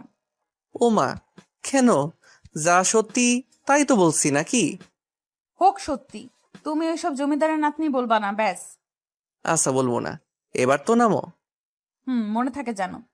গাড়ি থেকে নামতেই 2টা লোক ছুটে আমাদের কাছে আসলো। ম্যাডাম, আসতে আপনার কোনো অসুবিধা হয়নি তো? না, কিন্তু কে আপনি? আমার নাম সজীব, আপনার বাবা আমাকে ফোন করেছিল। আচ্ছা ভাই, ওর বাবা কি করে জানলো যে আমরা এখানেই আসবো? আসলে ভাই, জমিদার সাহেব শুধু আমাকে না, এখানকার যত জায়গা আছে আর যারা যারা সেই সব জায়গাগুলো দেখাশোনা করে সবাইকে ফোন করে বলে দিয়েছে যে ওনার মেয়ে ওনার গাড়ি নিয়ে ঘুরতে বের হয়েছে, আর ওনার মেয়ের যাতে কোনো অসুবিধা না হয় সেটা দেখতে বলেছে। বাহ, একেই বলে জমিদারের মেয়ে। আরমান। তো ভাই ভিতরে ঢুকতে কি কোনো টাকা পয়সা লাগে? কি যে বলেন না, আপনাদের যেখানে খুশি যান। ম্যাডাম আসবে শুনে আমি বাইরের বেশি লোক ভেতরে ঢুকতে দিই নাই। যাক, এ একটা কাজের মতো কাজ করছেন। তাহলে ভাই আপনি থাকেন, আমরা একটু ঘুরে আসি। আচ্ছা। নীলা, কি? তোমারে নিয়ে এসে একদিক দিয়ে ভালোই হয়েছে। তাই তো নিয়ে আসতে চাইলা না। নিয়ে তো আসছি নাকি, এবার চলো ঘুরি। ও মা গো, ওরে জিতু মিয়া কি বাড়িটাই না বানাইছস ভাই! একদম পাপ্পি পাওয়ার মতো বাড়ি করছস। বাড়িটার চারিদিকে ঘুরতে ঘুরতে খিদে লেগে গেছে। ওই নীলা, তোমার খিদে লাগে নাই? হুম। চলো খাই। একটা খাবার দোকানে যেতেই ম্যাডাম ম্যাডাম, আসেন আসেন। ওই চান্দু, সবাইকে বাহিরে বের কর। জমিদার বাবুর নাতনি আসছে। ম্যাডাম আসেন, ভিতরে আসেন। চলেন ম্যাডাম, ভিতরে চলেন। আরমান, মায়ের খাবা? আমি বলি নাই, ওরাই বলছে। ভেতরে চলো। ম্যাডাম, কি খাবেন? ওই ফাজিলটাকে বলেন ও কি খাবে। স্যার, কি খাবেন? ওরে ভাই, আমার ওইসব সারটার কইতে হইব না। আমিও ভাই তোমাগো মতোই গরিব মানুষ। আমারে ভাই করে বইল। আচ্ছা ভাই, কি খাবেন? একদম কম তেলে রান্না করা কিছু যদি থাকে ওইসব নিয়ে আসো। আচ্ছা, একটু অপেক্ষা করতে হবে। ঠিক আছে। কিছুক্ষণ পরে খাবার আসলো। খেয়ে দে। এই যে ভাই, রান্নাটা কে করছে? করিম চাচা। ওনাকে একটু ডাকা যাবে? জি ভাই। ওরে চাচা, এটা কি খাওয়াইলেন কন দেখি! এত টেস্ট আগে কোনোদিন কোনো খাবারে পাই নাই। কি যে কন্যা, আসলে জমিদার বাবুর নাতনি আমাদের এখানে আসবে আমরা স্বপ্নেও ভাবিনি। ওনার জন্যই হয়তো একটু স্পেশাল হয়েছে। আমি কই আপনার কথা আর আপনি কন হের কথা। যাই হোক, এই যে এই টাকাটা ধরেন। আরে কি করছেন? আপনাদের কাছ থেকে আমরা টাকা নিতে পারবো না। কেন? কারণ জমিদার বাবুর কাছে আমরা এমনিতে অনেক ঋণী। টাকা দিয়ে আর আমাদের লজ্জা দিবেন না। আচ্ছা ঠিক আছে, তাহলে চাচা ভালো থাকেন। আবার আসবেন। আল্লাহ যদি বাঁচায় রাখে তাইলে তো আসমই। আর ম্যাডাম, আপনার দাদুকে আমাদের সালাম দিয়েন। জি চাচা। তাহলে ম্যাডাম চলেন, যাওয়া যাক। আরমান আবার? হি হি, বিকেল হয়ে আসছে, চলো বাসার দিকে যাওয়া দরকার। হুম। গাড়ি চলছে। নীলা, আমার না খুব খারাপ লাগতেছে। কেন? তোমার বাবা আর দাদুকে সবাই কত সম্মান করে, আর আমি তাদের সাথে কি একটা ব্যবহার করে ফেলছি। ধুর, তবু তোমার উপরে দুইজনেই অনেক খুশি। দেখতে হবে না, হাজার হলেও আরমান বলে কথা। হইছে। এবার গাড়িটা আমাকে দাও, আমি ড্রাইভ করব। না না, তোমার বাবা তোমাকে ড্রাইভ করতে দিতে মানা করছে। ওই আমাকে ড্রাইভ করতে দিবা নাকি কুতু কুতু দিব? ঠিক আছে, আসো। এই তো গুড বয়। আল্লাহ জানে কপালে আজ কি লেখা আছে। ওই আস্তে চালাও, মেরে ফেলবে নাকি? আমি এখনো বিয়ে করিনি, আর আজ পর্যন্ত একটা প্রেমও করি নাই। আমি কিন্তু সত্যি সত্যি কোনো প্রেম করি নাই। আস্তে চালাও। চুপ করে বসে থাকো, কপালে থাকলে আজকেই মরবা। সারাক্ষণ দুষ্টুমি করতে করতে কখনো নীলার দিকে সেভাবে তাকানোই হয়নি, কিন্তু এখন খেয়াল করে দেখলাম একটা মেয়েকে হাসতে দেখলে যে এতটাই সুন্দর লাগে, সেটাই প্রথম নীলাকে দেখে অনুভব করলাম। হঠাৎই আনমনা হয়ে গেলাম আর নীলার দিকে তাকিয়ে আছি। ঠিক তখনই নীলাও আমার চোখে চোখে তাকাতেই ঘোর কাটলো আমার। এভাবে এই প্রথমেই নীলার দিকে এভাবে তাকিয়েছিলাম, নিজের আনমনেই। শালার তাও ধরা খেয়ে গেলাম। আসলে আমার দ্বারা ফাজলামই সম্ভব হবে শুধু। তারপর নীলা আমার দিকে তাকিয়ে অট্টহাসি দিয়ে হঠাৎই গাড়ির গতি বাড়িয়ে দিয়েছে। এই রে, আজকে তো আমি শেষ। বলতেই, হে মালিক, হে পরওয়ারদিগার, হে খোদা, তুমি একমাত্র পারো আমারে এখান থেকে বাঁচাইতে।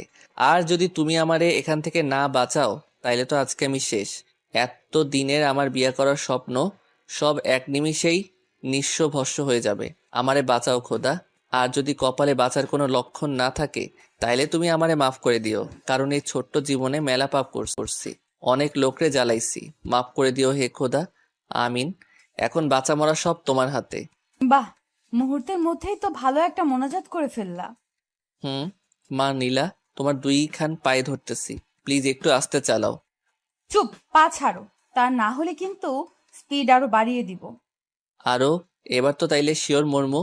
তবে একটা জিনিস ভেবে খুব ভালো লাগতেছে। কি জিনিস? ভালো মানুষ বেশি দিন পৃথিবীতে বাঁচে না।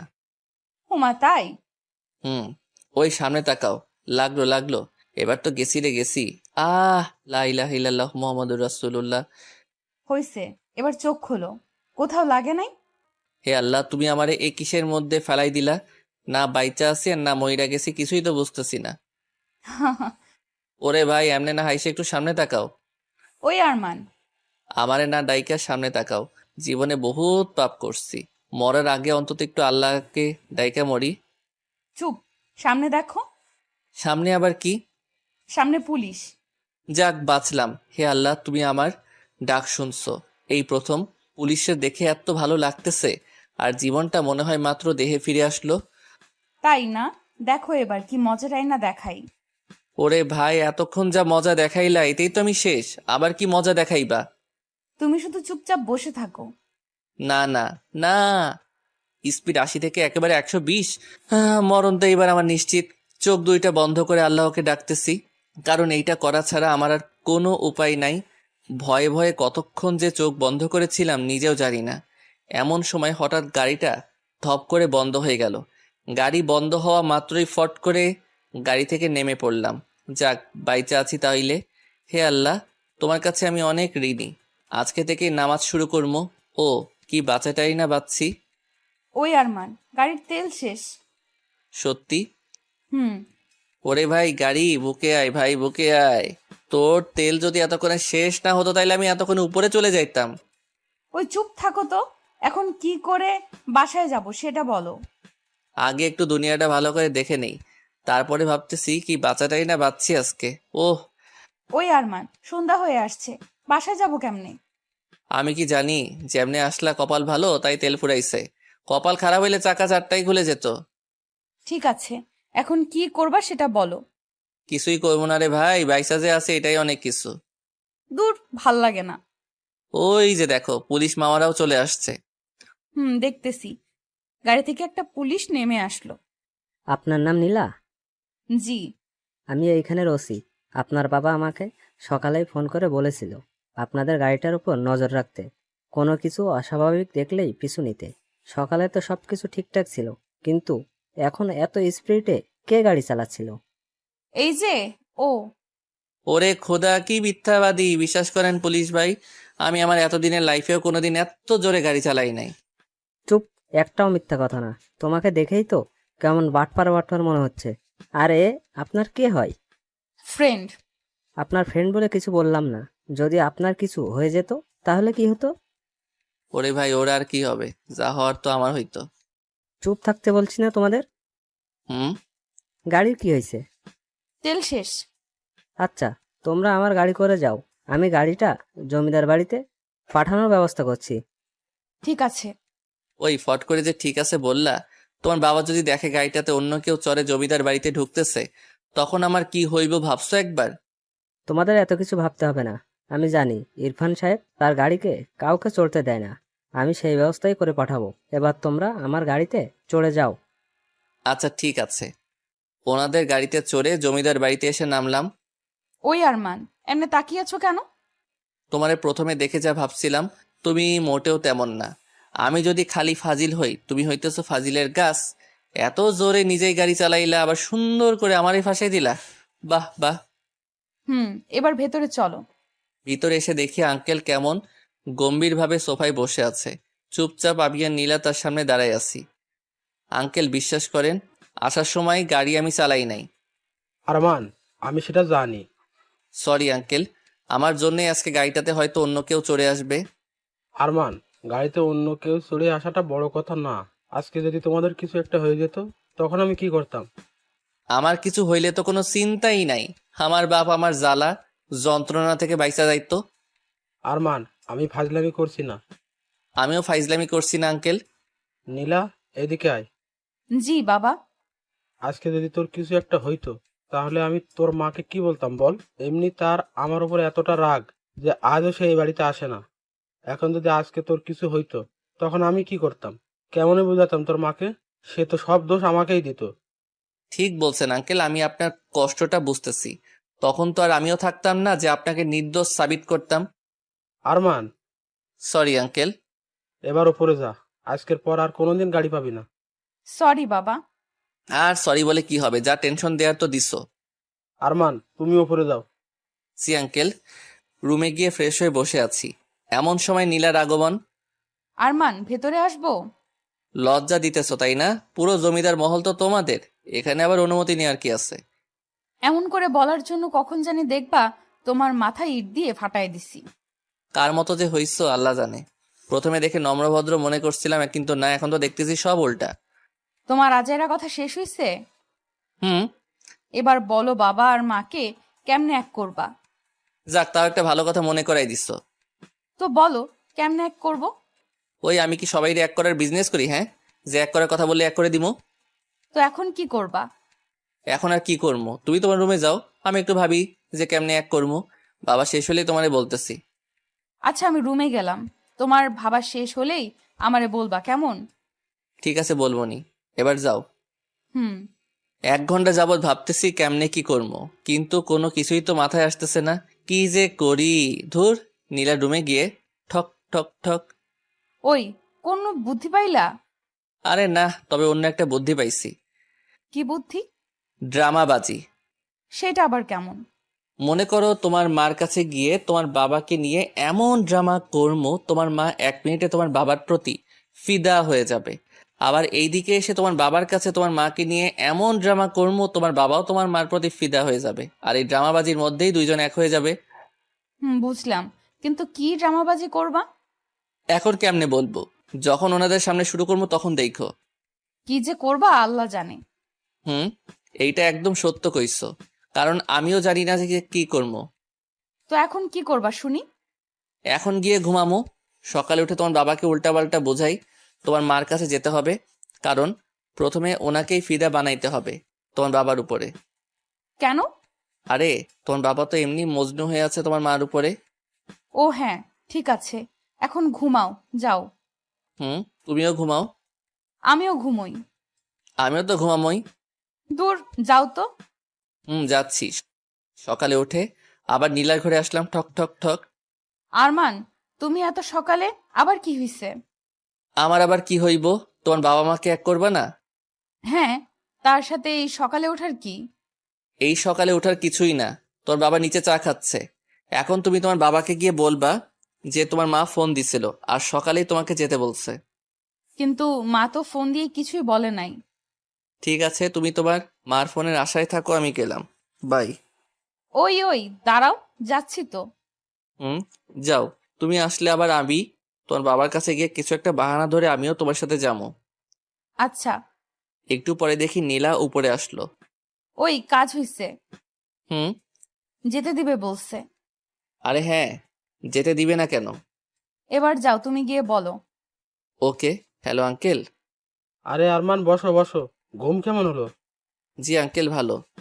বাহ, তারপরে এখন কি করবা? এখন মানে আঙ্কেল, নীলা বলল যে আন্টি নাকি আজকে ওকে যেতে বলেছে, তাই আমি ভাবছিলাম যে আমিও ওর সাথে যাই আর আন্টিকেও একটু দেখে আসি। তাই আপনার কাছে একটু অনুমতি নিতে আসলাম। আঙ্কেল না কইরেন না প্লিজ। আরে আমিও তো তোমাকে এটা বলার জন্যই ডাকতে যাচ্ছিলাম মাত্র। সত্যি? হুম। তাহলে তো হয়েই গেল। আর আঙ্কেল, আমি আপনার একা থাকার কষ্টটা বুঝি। আঙ্কেল আপনি কোনো চিন্তা কইরেন না, আমি আন্টির কাছে গিয়েই আন্টির একটা ছবি তুলে আপনার ফোনে পাঠাই দিব। স্মার্ট বয়, তোমাকে আমি প্রথমে দেখেই বুঝেছি তোমার বুদ্ধি আছে। তো কখন যাবা? আপনি বললে এক্ষুনি, শুধু আপনার নাম্বার আর ঝাক্কাস দেখে একটা গাড়ি দেন। গুড, আমার নাম্বারটা নাও, 017। আর তোমরা বের হয়ে আসো, আমি গাড়ি দিচ্ছি। জি আঙ্কেল। উপরে যেতেই ওই বাবা কি বললো? কি আর বলবে, তোমার বাবা তো তোমার মায়ের জন্য একদম মাখন হয়ে আছে, খালি তোমার মাকে সেট করতে পারলেই ব্যাস। এবার যাও রেডি হয়ে নাও। ঠিক আছে। রেডি হয়ে আমি আর নীলা নিচে আসলাম, দেখি আঙ্কেল আগের থেকে গাড়ি রেডি করে রাখছে। আঙ্কেল তাহলে গেলাম। আচ্ছা, আর গিয়েই ওইটা আমাকে পাঠিয়ে দিও। ঠিক আছে, আপনি শুধু ফোনটা নিয়ে ফোনের কাছে বসে থাকেন। ওকে। আর নীলাকেও যেন গাড়ি চালাতে দিও না। পাগল নাকি, ভুলেও না। ভালো করে যেও। Bye uncle. গাড়ি চলছে। ওই নীলা, কি?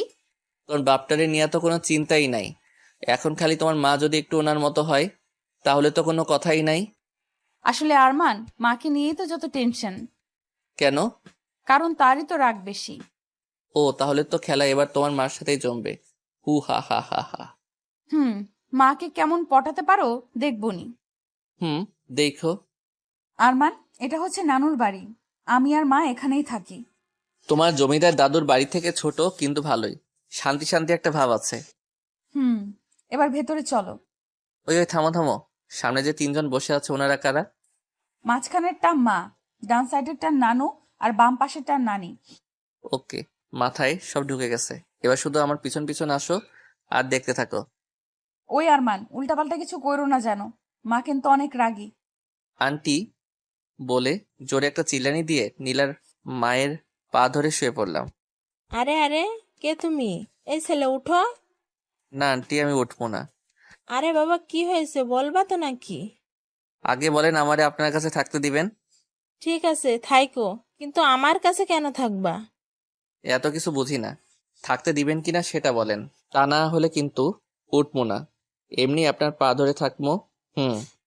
আচ্ছা বাবা, ঠিক আছে উঠো, থাকতে দিব। আর একটা কথা, আবার কি কথা?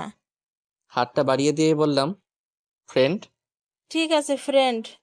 হি হি হি হি। ঠিক আছে বুঝলাম, কিন্তু তুই হঠাৎ করে চলে আসলি কেন? ও আন্টি, আপনিও না সিনেমাটিক মাগুলার মতো। বাবাকে দেখতে মন চাইছিল তাই বাবা কাছে গেছিল, আবার এখন মাকে দেখতে মন চাইছে তাই মার কাছে চলে আসছে। সিম্পল। তাই বলে যখন তখন এত দূরে যাওয়া আসাটা কি ঠিক? বাবা মা একটু কাছে থাকলেই তো আর এমন দূরে যাওয়া আশা করা লাগতো না। কি বললে? আন্টি আসসালামু আলাইকুম ওয়া রাহমাতুল্লাহি ওয়া বারাকাতুহু। প্রথমে এসে সালাম দিতে ভুলে গেছিলাম তো তাই ফিসফিস করে সালাম দিচ্ছিলাম। Sorry aunty. অদ্ভুত ছেলে তো তুমি।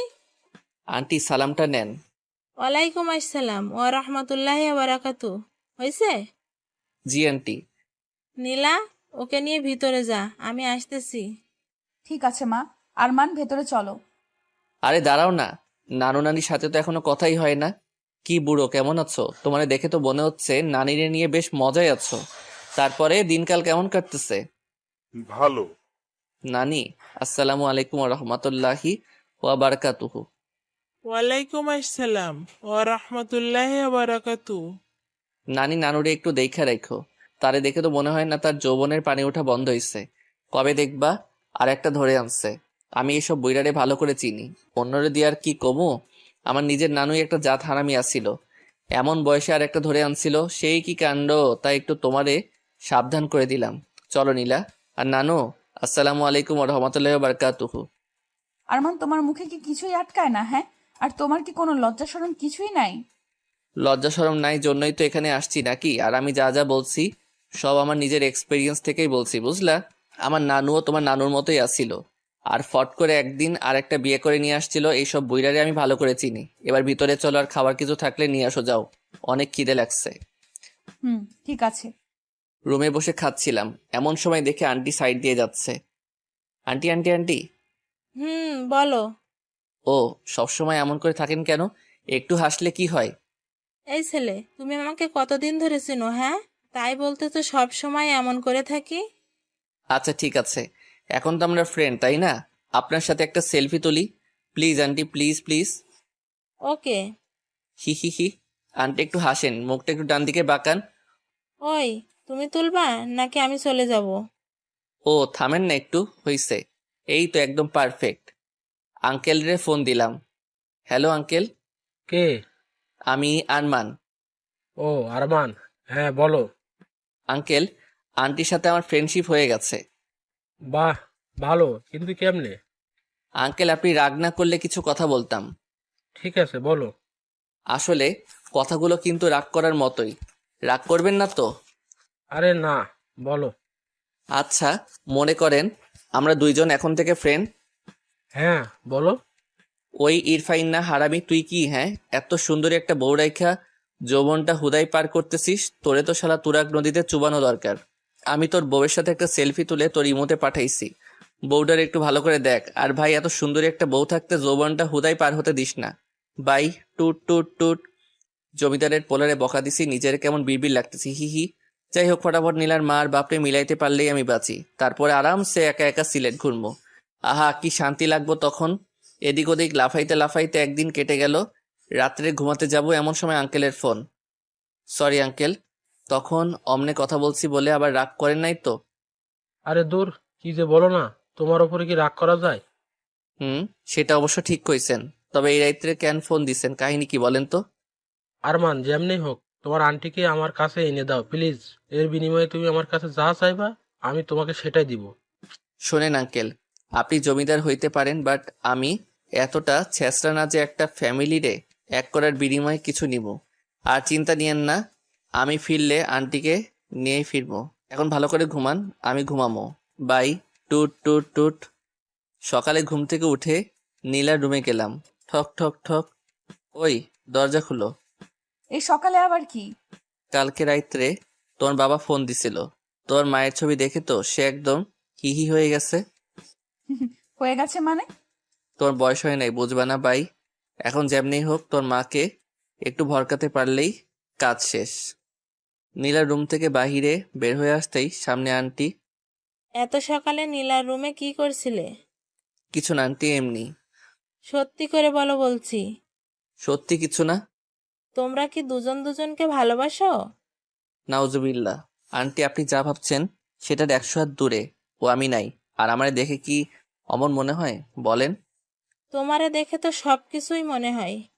আন্টি, আপনি যদি জোর করেও আমার নীলার সাথে বিয়ে দেন না, আমি প্রথম রাইতেই ভাইগা যাবো।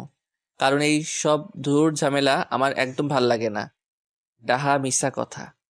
ঠিক আছে, তোমার রুমে যাও। আচ্ছা। যাক বাসলাম। বিকেলে দেখে আন্টি বাড়ির ভিতরের বাগানে একা একাই বসে আছে। হঠাৎ মাথায় একটা বুদ্ধি আসলো। ধীরে ধীরে আন্টির কাছে গিয়ে দাঁড়ালাম। আরমান, কিছু কি বলবা? জি আন্টি। ঠিক আছে, বলো। আচ্ছা আন্টি, এইখানের আশেপাশে কোনো নদী আছে? কেন? আছে নাকি সেইটা বলেন আগে। হুম, আছে তো। আন্টি চলেন না একটু নদীর পাড় থেকে ঘুরে আসি। আমি যাব না, তোমার যেতে ইচ্ছে হলে তুমি যাও। আন্টি, আপনি না গেলে আমি কিন্তু এখানে আপনার পা ধরে শুয়ে পড়বো বলে দিলাম। আজব, আমি যাব না বললাম না? চলেন না, একটু গেলে কি হয়? আরমান, বেশি জেদ ভালো না, তুমি একাই যাও। আর না হলে নীলাকে সাথে নিয়ে যাও। ও, তার মানে আপনি যাবেন না? না। ঠিক আছে। আন্টি গো আন্টি, চলেন না একটু। আপনি না যাওয়া অবধি পা তো আমি ছাড়বো না, যদি ভূমিকম্প আসে তবুও না। আরমান, পা ছাড়ো বলছি। না, আগে বলেন যাবেন। না। ঠিক আছে, পাও ছাড়বো না তাইলে। ওহ, কথায় কথায় এমন পা জড়াই ধরো কেন? আগে বলেন যাবেন। ঠিক আছে, আগে পা ছাড়ো। না, আগে 3 সত্যি বলেন যে যাবেন। ওহ, ঠিক আছে, 3 সত্যি যাব। হি হি হি, তাহলে চলেন। এখনই? হুম, এক্ষুনি। এমন সময় নীলাও এসে হাজির। আমি, আন্টি আর নীলা মিলে নদীর চরে হাঁটছি। মা তোমরা হাঁটো, আমি একটু মাছ ধরা দেখবো। আচ্ছা। আহা, কি সুন্দর নদী, কি সুন্দর তার পানি, কি সুন্দর বাতাস। এমন সময় নিজের একটা বউরে নিয়ে হাঁটতে যা লাগবে না। আরমান, তুমি কিন্তু আমার হাতে মায়ের খাবা। আমি কি তোমার গার্লফ্রেন্ড লাগি তাই এইসব বলতেছ? ঠিক আছে, সরি। একদম ন্যাকা ন্যাকা ভাব করবা না। আমি আবার কি করলাম? কিছু না। আন্টি, আপনি যদি রাগ না করেন কয়েকটা কথা বলবো। তোমার সব কথাতেই আমার রাগ লাগে, কি বলবা বলো। রাগ লাগলে আর কি করার, বলতে তো আমাকে হবেই। কারণ আমি তো আর আপনাদের মতো না যে সামান্য একটু রাগের জন্য হুদাই হুদাই 17-18 বছর নষ্ট করবো। কি বলতে চাও তুমি? আচ্ছা আন্টি, ওইখানে একটু বসেন। কেন? বসেন না প্লিজ। ঠিক আছে। আন্টি, আমার বয়স যখন 7 বছর তখন আমার বাবা মার ডিভোর্স হয়ে যায়। তার 1 বছর পরে বাবা আর একটা বিয়ে করে। অন্যদিকে মাও বিয়ে করে। তখন থেকে আমি একা থাকতাম। রাত্রে যখন শুতাম প্রথম প্রথম খুব কষ্ট হতো, আবার রাগও হতো। আস্তে আস্তে নিজেই নিজেকে বোঝালাম এইসব রাগ আর কষ্ট পেয়ে আমার কী লাভ। সবাই যখন ভালোই আছে আমিও তো ভালো থাকলেই হয়। আমি একা একা কষ্ট পাচ্ছি, এটা শুনলে তো আমার মায়েরও কষ্ট হবে। তাহলে অযথা কষ্ট পাবার কি আছে? এরপর থেকে রাগ আর কষ্ট জিনিসটা আমার ভেতর থেকে কেমন উধাও হয়ে গেল। তারপর থেকে শুরু হলো দুষ্টুমি আর ফাইজলামি করা। এইসব নিয়ে আমিও হ্যাপি, সাথে আমার মা বাবা সবাই। কিন্তু আপনিই বলেন, প্রথম থেকে যদি আমি হাবলুর মতো রাগ করে থাকতাম, কষ্ট পেতাম, হাই হুতাশ করতাম, আহারে আমার বাবা মা কেউ আমাকে ভালোবাসে না, আমি এই দুনিয়ায় থেকে কি করবো? কে আছে আমার? এইসব চিন্তা ভাবনা করলে আমারও কষ্ট, আর আমার সাথে সাথে অন্য 10 জনেরও কষ্ট। আসলে একটা কথা কি জানেন আন্টি, আমাদের চারিপাশের সব কিছুই অনেক সোজা, কিন্তু আমরাই বেকুবের মতো সবকিছু কঠিন বানিয়ে ফেলি আর হাই হুতাশ শুরু করে দেই। ধরেন এই নদীটাই আপনি পার হবেন, আর নদীটা পার হওয়ার জন্য দরকার একটা নৌকা। এখন আপনি নদীর পাড়ে বসে হাই হুতাশ করতেছেন, ওরে বাপুরে আমি কেমনে পার হব রে, আমি তো নৌকা বানাতে পারি না রে, আমার কি হইব রে, কেমনে ওই পারে যামো রে। এইসব বলে বলে জিনিসটা আরো জটিল বানিয়ে ফেলতেছেন। আপনাকে কে এমন বাপ মা মরার দায় দিছে যে নৌকা বানিয়ে নদীটার ওই পারে যেতে হবে। ফটাফট 4-5টা কলা গাছ একসাথে বেঁধেও তো নদী পার হওয়া যাবে, তাই না? হ্যাঁ, এখানে একটু রিস্ক আছে, তবে অযথা হাই হুতাশ করার থেকে অনেক ভালো। আচ্ছা আরমান, তুমি আমাকে কি বোঝাইতে চাইতেছো বলো তো? আন্টি আঙ্কেল আপনাকে অনেক ভালোবাসে। উনি প্রতি রাতে আপনাদের পছন্দের ওই গাড়িটা নিয়ে নদীর পাড়ে গিয়ে শুয়ে শুয়ে কাঁদে। আমি নিজে নিজে ওনার শার্টে নদীর বালু লেগে থাকতে দেখেছি। আন্টি আপনাকে ছাড়া ওই জমিদার বাড়িটা লবণ ছাড়া তরকারির মতো। ওই বাড়ির প্রতিটা ইট আপনাকে অনেক মিস করে আন্টি। আন্টি আমি তো অন্য পর একটা ছেলে। 4-5 দিন আগে নীলার সাথে বসে আসার সময় আমাদের পরিচয়, তারপরে আঙ্কেলের সাথে, এরপরে আপনার সাথে। আপনারা সবাই খুব ভালো আন্টি, আপনি ফিরে চলেন আন্টি। সবাই আপনাকে খুব মিস করে। আমি হয়তো 2 দিন পর চলে যাব, আর কোনোদিন দেখা নাও হতে পারে, কিন্তু আপনারা যদি একে অন্যের থেকে এমন দূরে থাকেন, আর কারো না হোক, নীলার খুব কষ্ট হয় আন্টি। আমার মা আমার কাছে থাকে না, আমি সেই কষ্ট বুঝি আন্টি। ফিরে চলেন আন্টি, প্লিজ আন্টি। বাহ, কত টাকা ঘুষ খেয়ে আমাকে ফিরিয়ে নিতে আসছো শুনি? আন্টি মানতেছি আমি অনেক ফাজিল, কিন্তু আমি এমন না যে টাকা খেয়ে এখানে আসবো। আর আন্টি আপনার মন যদি না যেতে চায় তাহলে আর কি করব বলেন? মনকে তো আর জোর করে নিয়ে যেতে পারবো না। আর যদি নিয়েও যাই, সেই যাওয়াটার তো কোনো লাভই নাই। ঠিক আছে আন্টি, অনেক কথা বলে ফেলছি। আমার কথায় যদি কষ্ট পান তাহলে একটু মাফ করে দিয়েন। আর আপনার মন যদি ফিরে আসতে চাই তবেই আইসেন। আমি তো একটা অন্য পর ছেলে, এত কিছু বলার অধিকার আমার নেই। তাই তো অনেক কথা বলে ফেলেছি। সরি আন্টি, ভালো থাকবেন, বাই। এসব বলেই এখান থেকে বিদায়। লটর পটর করতে করতে জমিদার বাড়িতে আসলাম। আরমান, নীলা কোথায়? আর তুমি না বললা তোমার আন্টিকে নিয়েই আসবা? ওরে আঙ্কেল, যা ডোজ দেওয়ার দিচ্ছি, এখন বাকি সব আল্লাহ তাআলার হাতে। মানে? মানে আবার কি? যখন প্রেম করছিলেন তখন কি দুনিয়ায় মায়ের কোনো অভাব ছিল না? এমন একজনের বিয়ে করেছেন, ওনার তো খালি রাগ না, পুরাই রাগের একটা গোডাউন। বলে কি না আমি নাকি আপনার কাছে ঘুষ খেয়ে ওনাকে নিতে গেছি? কেমনটা লাগে কন? তাহলে কি নীরা আর আমার কাছে আসবে না? আচ্ছা, নীরাকে? আরে, তোমার আন্টির নাম নীরা। ও, মেয়ের নাম নীলা আর মায়ের নাম নীরা। বাহ, ভালো। ও কি তাহলে আসবে না? আমি কি জানি? যেমন বিয়ে করেছেন আপনি জানেন। আমি এখন ঘুমামো, 2 দিন ধরে জার্নি করে আমি শেষ। তবে হ্যাঁ, চিন্তা নিয়েন না, আপনার নীরারে আপনার কাছে না নিয়ে এসে আমি এখান থেকে যাব না। ওখানে আবার যাওয়ার জন্য আর একটা রাস্তা করেই আসছি। কি রাস্তা করছো? আমার ব্যাগ ওখানে রেখে আসছি, যাতে ওটার ওসিলায় আবার যেতে পারি। তোমার বুদ্ধি আছে, মানতেই হবে। এবার একটু আমারে ঘুমাইতে দেন প্লিজ, মেলা টায়ার্ড আমি। ঠিক আছে, যাও ঘুমাও। আহা কি শান্তি! বিয়ে করার থেকে ঘুমাইতে বেশি মজা লাগে। হি হি হি। 3টা দিন হয়ে গেল, আন্টির তো এখানে আসার কোনো লক্ষণই নাই। আর সাথে নীলারও কোনো খোঁজ খবর নাই। আঙ্কেলকেও কেমন লেদা মার্কা টাইপের লাগতেছে। ওহ, কি যে করবো কিছুই বুঝতেছি না। নিচে সোফায় আঙ্কেল বসে আছে, ওনার কাছে গেলাম। আঙ্কেল, আমার কাছে একটা প্ল্যান আছে। এই প্ল্যান অনুযায়ী যদি কাজ করতে পারেন তাহলে আন্টি একদম উড়ে উড়ে আপনার কাছে আসবে। সত্যি? তবে সেটার জন্য আপনাকে একটু আমার মতো ছেঁচড়া টাইপের হতে হবে। না না, তাহলে থাক। এত সুন্দর একটা বউয়ের জন্য এইটুকু করতে পারবেন না? আচ্ছা, বউটারে না হয় বাদ দিলাম, নীলার জন্য হলেও তো একবার ট্রাই করবেন নাকি? আচ্ছা ঠিক আছে, কি করতে হবে সেটা বলো। এখন বর্তমানে তেমন কিছু করতে হবে না, শুধু আপনার ড্রেসের গেট আপটা পাল্টাতে হবে। এসব করলে ও ফিরে আসবে তো? শুনেন আঙ্কেল, ফিরে যদি না আসে তাইলে একদম টেনে হিচড়ে নিয়ে আসমো। আর সেটাও যদি না হয়, আমার উপরে সব দায়িত্ব ছাইড়া দেন। নতুন একটু আন্টি ধরে নিয়ে আসমো। আল্লাহ দিছে আপনার বাবার কম কিছু নাই, সাথে দেখতেও মাশাল্লাহ। মাইয়াগো লাইন ধরাই দিমু। আল্লাহ জানে, না জানি কি ঝামেলাটাই না তুমি পাকাও। আঙ্কেল, এত টেনশন নিয়ে কিচ্ছু হবে না, চুপচাপ আমাকে ফলো করেন। ঠিক আছে। আঙ্কেলের ওইসব 1980 সালের ড্রেস পাল্টাই, এখন 2018, একদম হিরো বানাই দিছি। কি আঙ্কেল, কেমন লাগতেছে? ভালোই তো লাগতেছে, কিন্তু তোমার আন্টির পছন্দ হবে তো? শুভ একটা কামে যাচ্ছেন, তবু আপনার মুখে কোনো ভালো কথা নাই। কিন্তু আমরা এখন যাব কোথায়? কোথায় আবার? আপনার নায়িকাকে নিতে, আপনার নায়িকার বাড়ি। না না না, আমি তো ওখানে কোনোভাবেই যাব না। তার মানে আন্টিকে আপনার দরকার নাই? দরকার তো আছেই। তাইলে এমন না না করেন কেন? চুপচাপ আমার সাথে সাথে আসেন। আচ্ছা।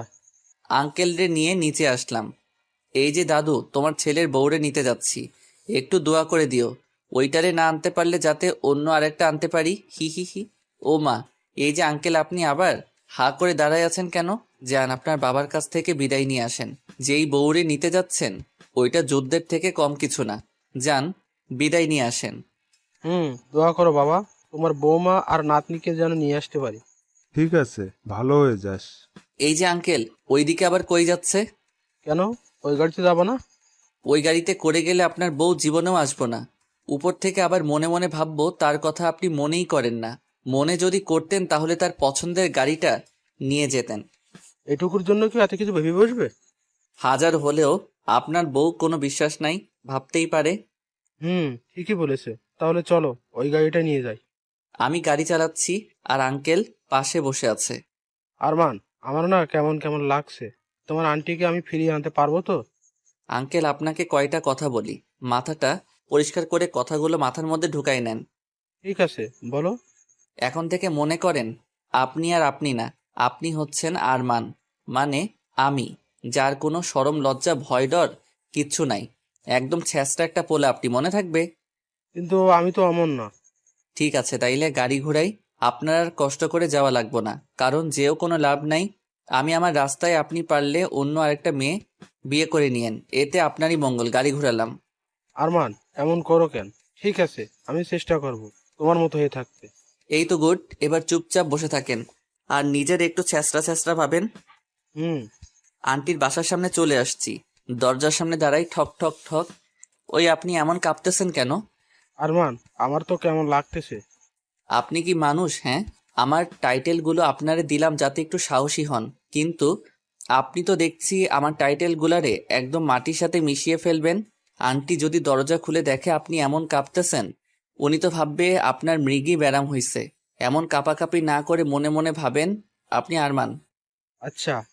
আবার ঠক ঠক ঠক। কে? আন্টি আসতেছে, আন্টি একটু স্মার্ট হয়ে দাঁড়ান। হুম দরজা খুলতেই দুইজন দুইজনের দিকে একটু তাকিয়েছিল। একটু পরে আন্টি আঙ্কেলের দিক থেকে আমার দিকে ঘুরলো। আরমান, আচ্ছা ছেলে তো তুমি, তোমার কোনো লজ্জা শরম নাই?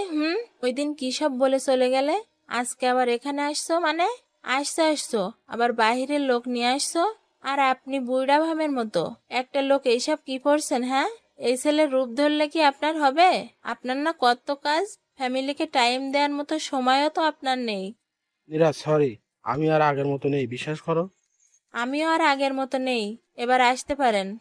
ও আন্টি, হ্যালো। খালি হাতে যাওয়ার জন্য কি এত দূরে আসছি? মানে কারে নিয়ে যেতে চাও তুমি শুনি? আমি আবার কারে নিয়ে যাব? উপরের ঘরে আমার ব্যাগ আছে, আমি আমার ব্যাগ নিতে আসছি। ও ঠিক আছে। নীলা, নীলা, হ্যাঁ মা। এই ছ্যাঁচড়া ছেলের ব্যাগ নাকি ওপরে আছে, নিয়ে এসে দে তো। আচ্ছা। ব্যাগ পেয়েছো?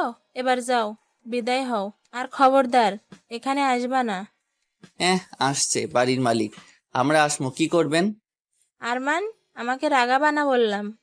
আঙ্কেল, আপনি একটু থাকেন, আমি একটু নাস্তা করে আসছি। এই দাঁড়াও, কিসের নাস্তা? বাহিরে গিয়ে নাস্তা কইরো, এবার এখান থেকে বিদায় হও। ওরে আঙ্কেল, কি দেখে বিয়ে করেছিলেন? কি কিপটে, একটু নাস্তাও নাকি দিতে দিবে না? হ্যাঁ আমি কিপটে, এবার যাও, বের হও। হচ্ছি আঙ্কেল, চলেন তো। একটা বউ নিয়ে পড়ে থাকতে হবে না। আপনারে নতুন একটা বউ আইনা দিব, এমন কিপটে বউ দরকার নাই। এখানে একটু নাস্তা করার স্বাধীনতাও নাই। তোমরা কি বের হবা নাকি আমি পুলিশ ডাকবো? হচ্ছি বাহিরে গিয়ে গাড়ির ছাদের উপরে বসে আছি। আরমান, আমার তো মনে হয় না তোমার আন্টি আমাদের সাথে যাবে। ওরে আঙ্কেল, আপনার মুখে কি কোনো সময় ভালো কথা আসে না? হ্যাঁ, আপনার দোষেই তো আন্টি এমন হইছে। আমার তো মনে হচ্ছে সব দোষ আপনারই। আসলে দোষ সব আমারই।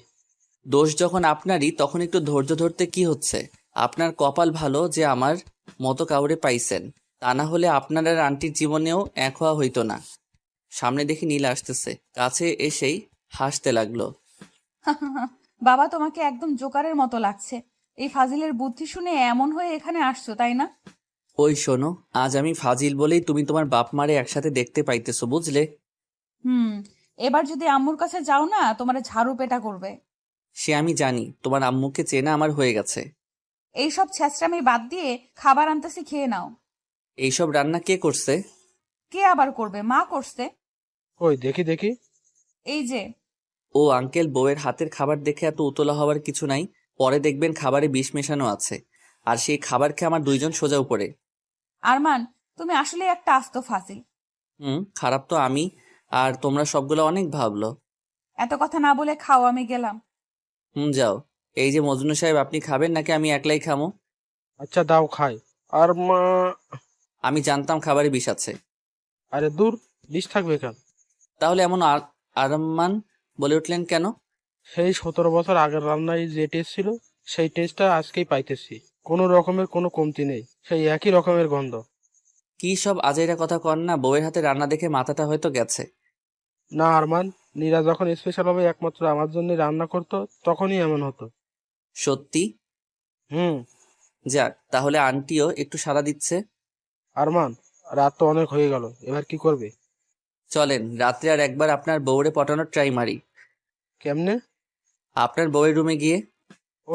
ওইখানে গিয়ে কি করবা? আমি গিয়ে কি করবো? যা করার সব তো আপনি করবেন, আমি শুধু আপনারে পথ দেখাই নিয়ে যাবো। ও আচ্ছা। চুপি চুপি আন্টি রুমে গেলাম। ঠক ঠক।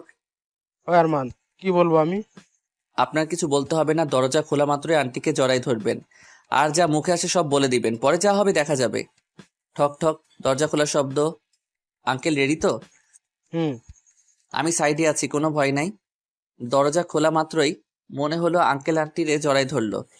নীরা, তোমাকে ছাড়া আমি আর থাকতে পারবো না। তোমাকে আমি অনেক ভালোবাসি। আমি আর তোমার থেকে দূরে থাকতে চাই না। কি বলে যে তোমাকে বোঝাবো, কিছুই বুঝতেছি না। আমি আরো আগেই তোমার কাছে আসতে চাইছিলাম, কিন্তু কি যেন একটা ভয়ে আমার ভেতর কাজ করতো। আমি আসতে পারতাম না। তোমাকে ছাড়া থাকতে খুব কষ্ট হয় জানো। আমি আর পারছি না। প্লিজ আবার আগের মতো হয়ে যাও। আমার সাথে চলো প্লিজ, তোমার দুটো পায়ে ধরতেছি। এই ছেঁচড়া, আর মানে এইসব পায়ে ধরা শিখাইছে তাই না? আরে না। আমি জানি তো, এই বাদরটারই কাজ এসব। আচ্ছা ওইসব বাদ দাও না, আমার সাথে যাবে বলো? যেতে পারি, তবে একটা শর্তে। কি শর্ত বলো? আমি তোমার সব শর্তে রাজি। সব সময় আমাকে টাইম দিতে হবে, আমার কথা শুনতে হবে। আচ্ছা, ওর সময় তোমার সাথে একদম লেগে থাকবো। ঠিক আছে, ওই বাদরটা কই আছে বলতো? আশাইতে থাকার কথা। আরমান, আরমান। আন্টি আমি এখানে। আউ, লাগতেছে তো, কান ছাড়েন। এমন কান ধরে তোরে পুরো এলাকা ঘোরানো দরকার। কেন? আমি আবার কি করছি? কিছুই করিস নাই জন্যই তো এমনটা করা দরকার। আচ্ছা ঠিক আছে, কান ধরে ঘুরাইয়েন। তার আগে বলেন আপনারা সব মিটমাট হয়েছে তো? হুম। যাক আলহামদুলিল্লাহ, আমি তাইলে এবার বাঁচলাম। এখন তো ফ্রি মাথায় পুরা সিলেট খালি ঘুরমু আর ঘুরমু। তাই না? হুম। আচ্ছা আন্টি, সব যখন হয়ে গেছে আপনারাও ঘুমান আর আমিও একটু ফ্রি মাথায় ঘুমাই। ঠিক আছে, যা ঘুমা। পরের দিন সকালে নীলার রুমে গেলাম। ঠক ঠক ঠক, দরজা খুলেই। আরমান, তুমি এখানে কখন আসলা? আর তাড়াতাড়ি ভেতরে আসো, আম্মু যদি তোমারে দেখে না সেই রকম মাইর দিব। আরে ধুর, কালকে রাতেই সব মিটমাট হয়ে গেছে। মানে? মানে আবার কি, তোমার বাবা মা এক হয়ে গেছে। সত্যি? আরে হ্যাঁ সত্যি। আরমান, ওই ওই কি করতেছো? ছি, বাসি মুখে কি কেউ কাউরে এসব করে? তুমি তো দেখি আমার বিয়ে হতে দিবা না। হুম। আবার দরজার দিকে তাকে দেখে আঙ্কেল আন্টি দুইজনেই দাঁড়িয়ে আছে, আর এদিকে নীলা আমাকে পাপ্পি দিয়ে দিল। ভিতরে কি চলছে? হ্যাঁ, বিশ্বাস করেন আন্টি, আপনারা যা ভাবছেন সেটার ধারে কাছেও কিছু হয় নাই। সেটা তো নিজের চোখেই দেখলাম। সব যখন দেখেই ফেলেছেন এখন আর কি বোঝামো। রাগী একটা লুক দিয়ে আন্টি আমার দিকে তাকালো, তখনই সেখান থেকে দ্রুত রুমে চলে আস। আর সুযোগ বুঝে সবার চোখ ফাঁকি দিয়ে আমি উধাও, কারণ আমি তো আবার আমি। ওখান থেকে সোজা সিলেট। 4-5 দিন ধরে বাদরের মতো পুরো সিলেট ঘুরতেছি। মাঝে মধ্যে নীলা আঙ্কেল আন্টির কথা মনে হচ্ছে, তবে কোনো পাত্তা দিচ্ছি না, কারণ আমার কপালে আবার ভালোবাসা জিনিসটা সয় না। তাই আমি নিজেই ওনাদের সবাইকে ফাঁকি দিয়ে চলে আসছি। কয়েকদিনে নীলাকেও একটু একটু ভালোবেসে ফেলেছিলাম হয়তো, কিন্তু ও কই আর আমি কই? কোথায় আগরতলা আর কোথায় খাটের তলা? হুট করে ভালোবাসি বললেই তো আর সব হয় না। আমি ওকে ভালোবাসি বললাম আর ও আমাকে বন্ধু ভেবে বসে থাকলো। তখন জিনিসটা কেমন হইতো? ফ্রিজের পানি দিয়ে ঠান্ডায় গোসল করার মতো অবস্থা হইতো। তার থেকে ভাই চলে আসছি, ভালো একটা কাজ করছি। 2 দিন পরে বাসায় যাবো, আবার সে আগের মতো আব্বার গালি খামু। চাক্কাস লাইফ। আরো কয়েকদিন ঘুরে ফিরে বাসায় যাওয়ার জন্য স্টেশনে বসে ট্রেনের জন্য অপেক্ষা করতেছি। হঠাৎ সামনে দেখি নীলা, আঙ্কেল আন্টি সবাই একসাথে আমার দিকে আসছে। আস্তে আস্তে আমার কাছে এসে দাঁড়ালো। Hello aunty. আও, এই যে আঙ্কেল, আবার কি ঝগড়া লাগছেন? আমি কিন্তু আর মিল করার কাজে নাই। ওই নীলা, কাহিনীটা কি বলতো? এ আবার আরো এক ধাপ এগিয়ে ফটফট করে দুইটা থাপড়ানি দিল। আচ্ছা, সবাইকে আমারে থাপড়ানি দেওয়ার কন্ট্যাক্ট নিছো? হ্যাঁ, মারির দাঁতগুলো মনে হয় সব নড়ে গেল। কি করছি আমি সেটা তো কেউ বলবা নাকি? সেটা বলার জন্যই তো তোমার এতদিন ধরে খুঁজতেছি। এবার বাসায় চলো, তারপরে তোমাকে দেখাচ্ছি। ওর কলারটা ধরে টেনে টেনে নিয়ে চল। খুব বার বেড়ে গেছে ওর, এবার ওকে একটু সাহায্য করা দরকার। নীলা খপ করে শার্টের কলারটা ধরলো আর টেনে টেনে নিয়ে যেতে লাগলো। কেউ দেখলেই বলবে বড় কোনো মাফিয়াকে পুলিশিনি ধরে নিয়ে যাচ্ছে। ওহ, আমারে বাঁচাও বাঁচাও। টানতে টানতে বাসায় নিয়ে আসলো। এখন বলো, আমাকে এতগুলো বকা কেন খাওয়ালে? কিসের বকা? ওই দিন তুমি পালানোর কারণে মা বাবা আমাকে সন্দেহ করেছে, বকা দিছে এতগুলো। এগুলোর কারণ তুমি। বলেই হাতে লাঠি নিল। আমিও কম কিসে, হপ করে নীলার হাতটা ধরে ফেললাম। চিৎকার দিলাম, কে আছে, বাঁচাও বাঁচাও। আমার নিরীহ পোলাপে ইজ্জত নিতেছে। চুপ, ড্রামাবাজি থামাও। আর শোনো, হ্যাঁ বলো। তোমার বাড়ির ঠিকানা দাও, একদিন বেড়াতে যাব। কিরে, 1 মিনিটেই রাগি থেকে এত নরম সুর, মতলব কি? এই কি বিড়বিড় করছো? ঠিকানা দাও। সুন্দরী মাইয়া এত নরম সুরে বললে তো জীবনটাই দিতে পারি। আর তুই তো ঠিকানা চাইছো। এই বলে ঠিকানা দিয়ে দিলাম। এই রে, হঠাৎ ঠিকানা কেন, কারণ কি? আর চাইলো আমি দিয়ে দিলাম, নাকি বাপের টাকা চুরি ধরিয়ে দিবে বাবাকে? ওই, মনে মনে বিড়বিড় করতে হবে না, কাজ শেষ আমার। চলো ঘুরে আসি। রহস্যময় হাসি দিয়ে বলল নীলা। চলো, বহুদিন পর একসাথে। দাঁড়াও, আব্বুকে একটা সংবাদ দিয়ে আসি। নীলা আসতে গাড়ি নিয়ে তখনই ভোর দৌড় দুজন। কতদিন এসে একটা সুন্দর জায়গায় নামলাম। দুজন ঘুরতে ঘুরতে বিকাল হয়ে গেছে, তবুও নীলা ফিরে যাওয়ার কথা বলছে না। খালি একটু পরপর ফোনে কি যেন দেখে। দূর, ভাল লাগে না। নীলা আমাকে ভালোবাসে কিনা পরীক্ষা করা যাক। যেইভাবে সেই কাজ। একটা মেয়ে হেঁটে যাচ্ছে, তাকে দেখিয়ে নীলাকে উদ্দেশ্য করে, এত সুন্দর মায়াডারে বউ বানাতে পারলে ফাইজলামও সব ছেড়ে দিব। বলতেই তখনই নীলা রাগী একটা লোক নিয়ে এসে খপ করে কলার ধরে ফেললো। এই রে, এই মেয়ে কি রাগী নাকি শান্ত কিছু বোঝা যায় না। চল তুই গাড়িতে উঠ, তোর সময় শেষ। কিসের সময় শেষ? আমি মানে এবার বিয়ে না করেই মরে যাব। গাড়ি নিয়ে বাড়ি পৌঁছে গেলাম, কিন্তু এটা কার পুরো বাড়ি লাইট ফুল দিয়ে সাজানো। ওই নীলা, তোমার কি বিয়ে? আজকেই। ও, কিন্তু কার সাথে? তোমার সাথে আমার বিয়ে। কি? তুমি এইখানেই থাকো, আমি আসছি। ওই, আমাকে এখানে আটকে রাখলে কেন? যা বাবা, মাইয়ারা দেখে আমাকে ফেলেই চলে গেল। একটু পর, আরমান, এই পাঞ্জাবিটা পরে আমার সাথে আসো। আঙ্কেল, পাঞ্জাবি কেন? আজকেই তোমার বিয়ে, আর এখনই। এটাই তোমার পালানোর শাস্তি। আপনি এই ছোট বড়টারে বিয়া দিয়ে সংসার নামক জেলখানায় বন্দি করিয়েন না। এই শাসলা ছেলে, কান ধরো। তুমি এখন জমিদার বাড়ির মেয়ে জামাই হবে। এসব ছেড়ে দাও ফাজলামো। এদিকে খুশিতে মনে মনে লাড্ডু ফুটতেছে। নীলার মতো সুন্দরী, তাও জমিদার বাড়ির মেয়ে, আমার মতো ফাজিলের বউ হবে? ওকে আঙ্কেল, কিন্তু সব ছেড়ে দিব, কিন্তু এভাবে বিয়ে করব না। কেন? ভালো খারাপ যেমনই হোক, আমার জন্মদাতা বাবা ও মাকে ছাড়া এভাবে বিয়ে করতে পারি না। হ্যাঁ, আমি ফাজিল, কিন্তু এত খারাপ না যে পরিবারকে না জানিয়ে বিয়ে করব। বাহ বাহ, এই কথাতেই প্রমাণ হলো তুমি আমার মেয়ের যোগ্য জামাই। যোগ্য অযোগ্য জানি না আঙ্কেল, কিন্তু মা বাবাকে ছাড়া বিয়ে করব না এখন। তবে এটা ঠিক যে নীলাকে খুব করে চাই, বানামো। আমি যা বলি তাই হবে। এখন চলো। এক প্রকার জোর করে বাহিরে নিয়ে গেল। হায় হায়, এখানে তো দেখি নীলা শাড়ি পরে বসে আছে। পাশে তাকাতে দেখি অবাক। বিশ্বাস করেন, আমনের পোলা টাকা চুরি করার মতো ফাজিল হলেও তোমাকে না জানিয়ে বিয়ে করার মতো খারাপ না, মাফ করে দাও। আরে ফাজিল ছেলে, আমি সব জানি, পাসার। আব্বা এখানে কিভাবে? তাহলে কি নীলা এর জন্য ঠিকানা নিল? যাক, সারপ্রাইজটা বেশ ভালোই ছিল। এত সব সারপ্রাইজের ভিড়ে ভাবতে ভাবতে হারিয়ে যাচ্ছি তখন। ওই ফাজিল, বিড়বিড় না করে কবুল বল। ওমাগ্য, বিয়ের দিনও মাইর খেতে হচ্ছে? আমার আর নীলার বিয়ে দিয়ে দিল জোর করে। আর আমার কিন্তু নীলাকে হেব্বি লাগে। বাসর ঘরে ঢুকে দেখি নীলা ইয়া বড় ঘুমটা দিয়ে বসে আছে। আমি যেতেই আমার কাছে এসে আমার কলার ধরে। এই, তুই কই চলে যাচ্ছিলি কেন? হ্যাঁ, আমায় ফেলে? কেন ঘুরতে? আমার জন্য কি তোমার ভালোবাসা নাই? আছে তো, কি করবো বলো? কি করবি মানে? আমি না এখন তোমার বউ, আমাকে ভালোবাসবে? ওকে বাসবো, আসো গো আমার কাছে, তোমাকে পাপ্পি দেই। উম্মা উম্মা। আরমান, তুমি পাঠক পাঠিকাদের সামনে কি করছো এগুলো? ও, আমি তো ভুলেই গেছিলাম। আচ্ছা, আপনারা এখন যান গা, আমরা আমাদের কাজ করি। টাটা।